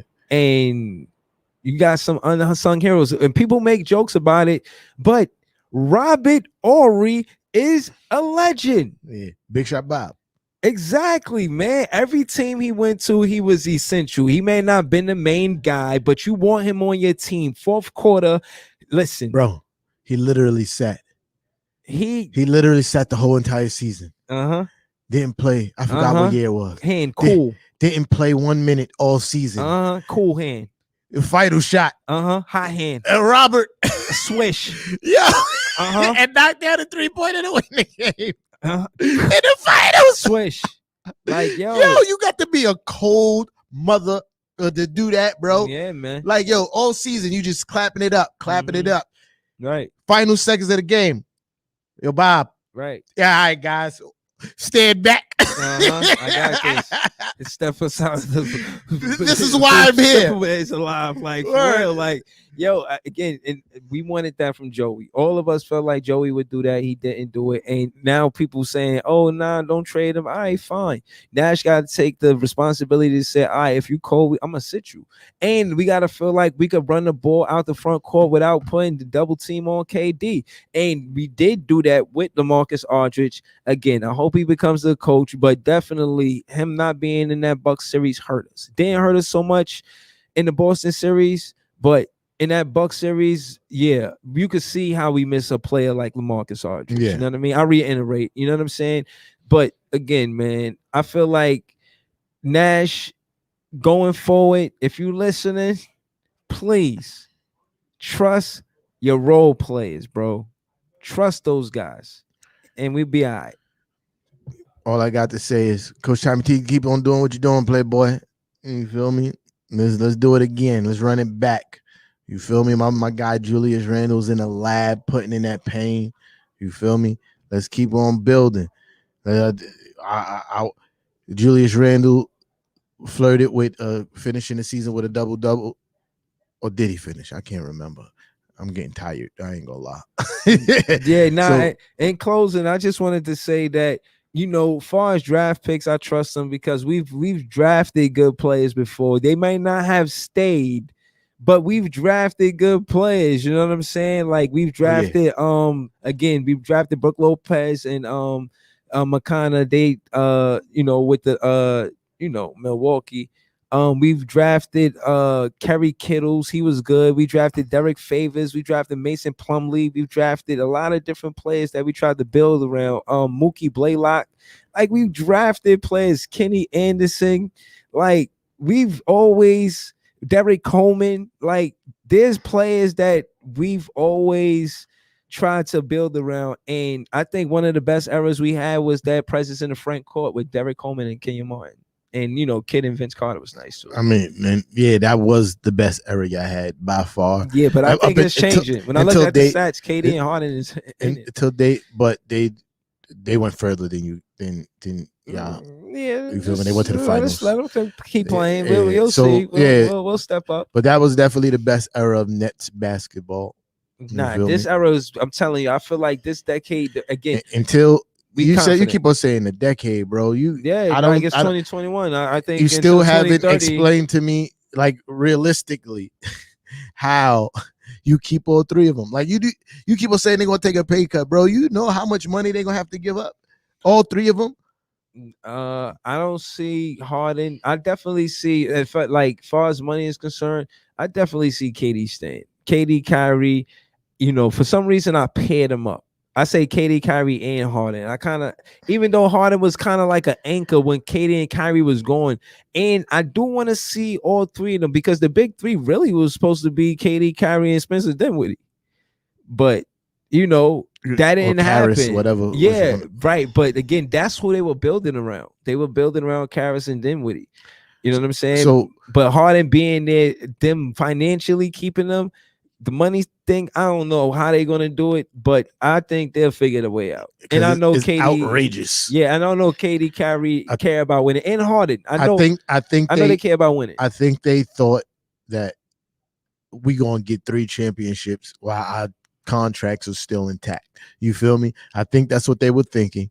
And then once the contracts is up, we could go do whatever we need to do because we already won. Yeah, I think that's what was the plan. But like I said, the clock is ticking. Y'all gonna need to have some supporting cast around them. You feel me? Yeah, it is. No, we fully aware of that. Y'all gonna need as great as they are. You feel me? Y'all gonna need a supporting cast around them. But because let's call it what it is. As far as the fans being satisfied and happy, like the wind that's blowing Breeze way is that the fans are. That's what KD said too. I'm satisfied. Well, it was I'm happy, not satisfied, or satisfied, not happy. Basically saying like, yeah, I appreciate the love and support that the city is giving me. The Mecca, and I feel like that I still want to win it. Like we still got this urge to win it. So I'm saying, yeah, you know, like they're supposed to. Like yeah, but like, no, but it's real. They didn't build that team not doing it. Like you feel me? Right. Like that team. Do you think y'all care about winning in the same time frame? Do you think that y'all stay 1 through 4? And like I think we stayed 1 through 4. You think y'all stay 1 through 4? Remains to be seen, bro. We gotta see what we do this offseason. Yeah. This big fan Breezy who run the city. What's your name? This is Shetty Bam. I already knew it was him. I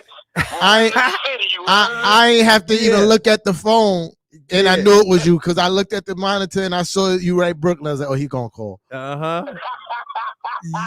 So here's my piece. All I know is we saw what we needed to see out of our superstar in the postseason. Knicks is far from seeing. Julius Randle went from being the most improved player to label that as a elite third option. You know what I'm saying? Their best player has been labeled an elite third option. By who? Yo, all right, nah, Joe, we're going to keep it there. We're going to keep it there. We're going to make room for the next caller. But go ahead, address that. He say elite third option. Yeah, go ahead. I will address that. Yo, thanks for calling up. I will address that. All right, so boom. Like, first of all, again, I make no qualms that Julius Randle did not play up to to everybody's expectation, including his own in the postseason. But first of all, who's making these claims? Probably people like yourself who's hating on the Knicks. Nah, yo, you know no, I'm not talking about you. I'm talking about Said. This Said made the comment. Yeah. So Said is funny. So yeah, so probably people like him, Said Bam, who's hating on the Knicks and made this comment. You feel me? But you know, he is the star, so usually, you know, heavy lies the crown. So they was calling him King of New York. You still call him King of New York? Absolutely. How dare you? Absolutely. How King of what? Absolutely. King of the Frankfurters? Let me. Hey, yo, we let me Yo,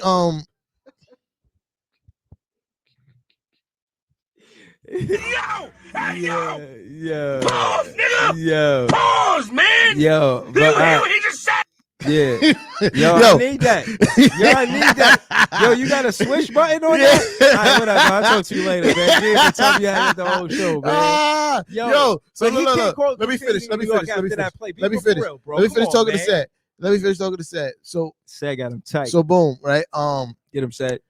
So, like I was saying, like they said, elite third option. Like I said, boom. Like I said, probably only people like him is calling him that. He had his first playoff series. He had a bad playoff series. Still averaged a double in every game. Elite third option. You feel me? Still averaged a double in every game. But again, nobody. KD didn't even see as many double teams as Julius Randle. And the whole time I'm watching the Bucks series, I'm like, why won't they double KD? So what do y'all do? Do y'all make him a third option? So wait, do y'all make him a second or first? Let me finish. He played bad, but so did everybody else. It wasn't just Julius Randle who played bad. You feel me? The reason why they were successful double teaming Julius Randle and shutting him down is because nobody else could score. Is he a third option? No. Is he second option? He's a first option. He finished the season 24, 10, and 6. Okay. So what are you talking about? Going into next season, you want to see him still continue to be the first option, or find somebody? Absolutely, I want to see him finish continue being the first option. You feel me? Because this is all a part of development. Okay. Julius Randle's only 27 years old, dog. You feel me? Man, like, RJ second option. RJ definitely second option. Okay, and these guys are still developing. You feel me? So y'all looking for a third option player. You get the best available player. That's the job of the organization. You feel me? So now if you do find somebody who is better than Julius Randle, then the scope of things change. You feel me? But the job of the organization is to get the best available players to help the team win. Mm-hmm. You feel me?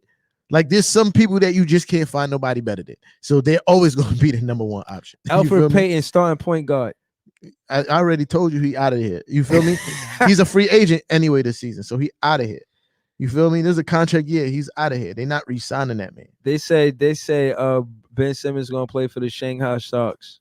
So should Alfred Payton. That's funny. Because you know the difference between me wanting Alfred Payton up out of here and you talking about trading Joey Buckets is that Alfred Payton was trash all year. Mm-hmm. You feel me? Joey Buckets had a great season. Mm-hmm. You feel me? Like that's the difference. So Alfred Payton really had 2 bad seasons because the season before he was pretty bad. Yeah, no, that's why I walked it back, because Joey did have a good regular season, and I do want to acknowledge that. And I do like the fact that he was a go-to guy and he did heat up in the regular season. He helped us win big games in the regular season for us to be in second place. So not being emotional. Yeah, let's see Joey back. But I want to see Steve Nash step up with the X's and O's and with coaching. And what a difference a year can make. I just wanted to bring some attention to something before I dip. Because, you know, Julius Randle getting all this flack for having a bad playoff series. So did playoff Pete last year. Shit, he played great this year. This is what I'm saying. A difference a year can make. You feel me? All right, well, that's valid then. A difference a year can make. All right, let's shout out Marv Albert, man. Oh, yeah. One time for the one time. Yeah, man. What, 58 years as a broadcaster. You know where he started, right? No, where he started. Talk to me. Tell me where he started at. You know, New York Knicks, man. Respect. I respect it, man. Knicks. I respect it, man. Shout out to Marv Albert. So they Mike Breen, you know, 2 of the best commentators in sports. You know what I mean? Put Clyde up there, yo, spinning and winning. Swishing and dishing. Yo, you made me want to do what I do. I wish I could come up here and slick talk and say spinning and winning and swishing and dishing the way you do, man. Yeah. You one of the best at it, man. Shout out to you. But we giving Marv Albert, we giving them flowers right now, man. Shout out to Marv Albert, man. We gonna miss you, bro. Yeah, he's the voice of my childhood basketball. Yeah, man. Like when you games on Sunday, Thanksgiving, Knicks playing the Bulls. You run home. Who's commentating? Marv Albert. Yes. Right. Down low. Scores the basket. Yeah. Right in the bucket. Congratulations on a dope ass career, Marv Albert. Word. You will be missed. Shout out to Bucket Fam. They doing a lot of good things with basketball in Brooklyn. I don't know this exact schedule, but tune in, man. You could Google Bucket Fam. You know what I'm saying? Stephen Doyle, man. They doing big things, man. Shout out to them. Yeah, so we got like 2 minutes left. You got anything you want to say? Yeah, man. I want to say shout out to KD, man, because I see that you giving us spirit, man. You keeping the spirit alive in Brooklyn, man, and we appreciate you. You know what I'm saying? So yeah, man, I want to give a shout out to KD, man. I don't see what's so funny. You know KD burped this morning. Shout out to KD, man. Belching in Brooklyn this morning. You know what I'm saying? Making the air smell fresher with your belches. Yeah, man. KD do anything. KD tied his shoes this morning in Brooklyn. It's a beautiful day. Shout out to KD. Yeah. Oh, hey, go to quote. 56 said, "Man, the Knicks got the ass smoke. I'm glad I'm from Houston." That's hilarious. Yo, the KD said, "Look in our stands, you see stars, man, but you don't care, man." I ain't Bro, we have a section called Celebrity Row, dog. It's been that way forever. all kinds of stars, movie stars, rappers. All right, so like what? We was both right about the Suns. Let's continue our prediction. What you think? Suns in 6. It don't matter who they play. No, it's me too. I don't see CP3 getting this close. CP3 losing to anybody. To be honest with you, listen. Besides us, but we ain't. If you're a real basketball fan, you feel me, and you just enjoy the sport. Of course, you have your teams, but just genuinely enjoy the sport. Let's pray for Chris Paul to have continued health throughout these postseason, because I don't even want to say it. Because if it happened, I'm not going to say it. That'll be a travesty. So let's continue to put some prayers on Chris Paul health, man. He deserves a ring. He's been great for way too long in his league. Oh yeah, that was real sucker shit by Patrick Beverly. You know what I'm saying? Oh yeah. That was the real cornball. You know what I'm saying? Now he's a bitch. Like I'll say that. Yeah, like you know what I mean. That was a bitch move. You won't push that man in his back, man. Like the world watching, you gotta have sportsman-like conduct. Bro. First of all, whiplash is a real thing. Right. You feel me? You could have took that man out of the playoffs. Yeah, man. You feel me? Because you lost, dog. Yeah, you lost. That's what it is. Because you lost. Patrick Beverly, I don't care what Chris Paul said to you. You talk hella spicy all the time. You feel me? Yeah. All the time. Right. Take that loss. And then it's not, you didn't even push him in his face like a man. You waited till he turned his back. Yeah. And then you pushed him in the back. Yeah, that's sucker shit. Yeah, man. Yo, man. Yeah, I'm glad. This man. That's for you, Patrick Beverly. Yeah, man. But thank y'all for tuning in, man. The Brooklyn Nets run the city, and the Knicks, they do what they can. They try as much as they can. You know what I mean? Right. So, yeah, man. Nets will run no city. That's cap. Yo, man. We run the city we do multiple things, man. It's still lit. Like run your mouths. That's what y'all run your mouths. I don't know what's going around the Garden, and I'm serious. I don't know what's going around the Garden, but around the Barclays is really lit. I was over there the other day. But it's not because of the Nets. It's because of everything else except for the Nets. On this side of the bridge is still lit, ready for next season. You gotta wait no, it's for the New York Liberty still playing. That's probably who it's for. It's probably because the Liberty's still in the playoffs. Shout out to New York Liberty. It's probably because the Liberty's still in the playoffs. Shout out to all the sports in New York. Shout out to Bucket fam. Y'all know what it is. Yo, we out of here. Yeah. I forget how to end these lives. Hold on. Say something? Yeah, I was gonna say, like, we trying to end it with a boom, but we don't got a way to go out yet. You see, we started with the intro, you know what I'm saying? Close it out with the song. Boom shakalaka. There we go. The thrill of victory comes with the agony of defeat. This life ain't for everybody. You don't know what it costs me, but no pressure. No pressure. I was made for this life. No diamonds made for this life. No diamonds.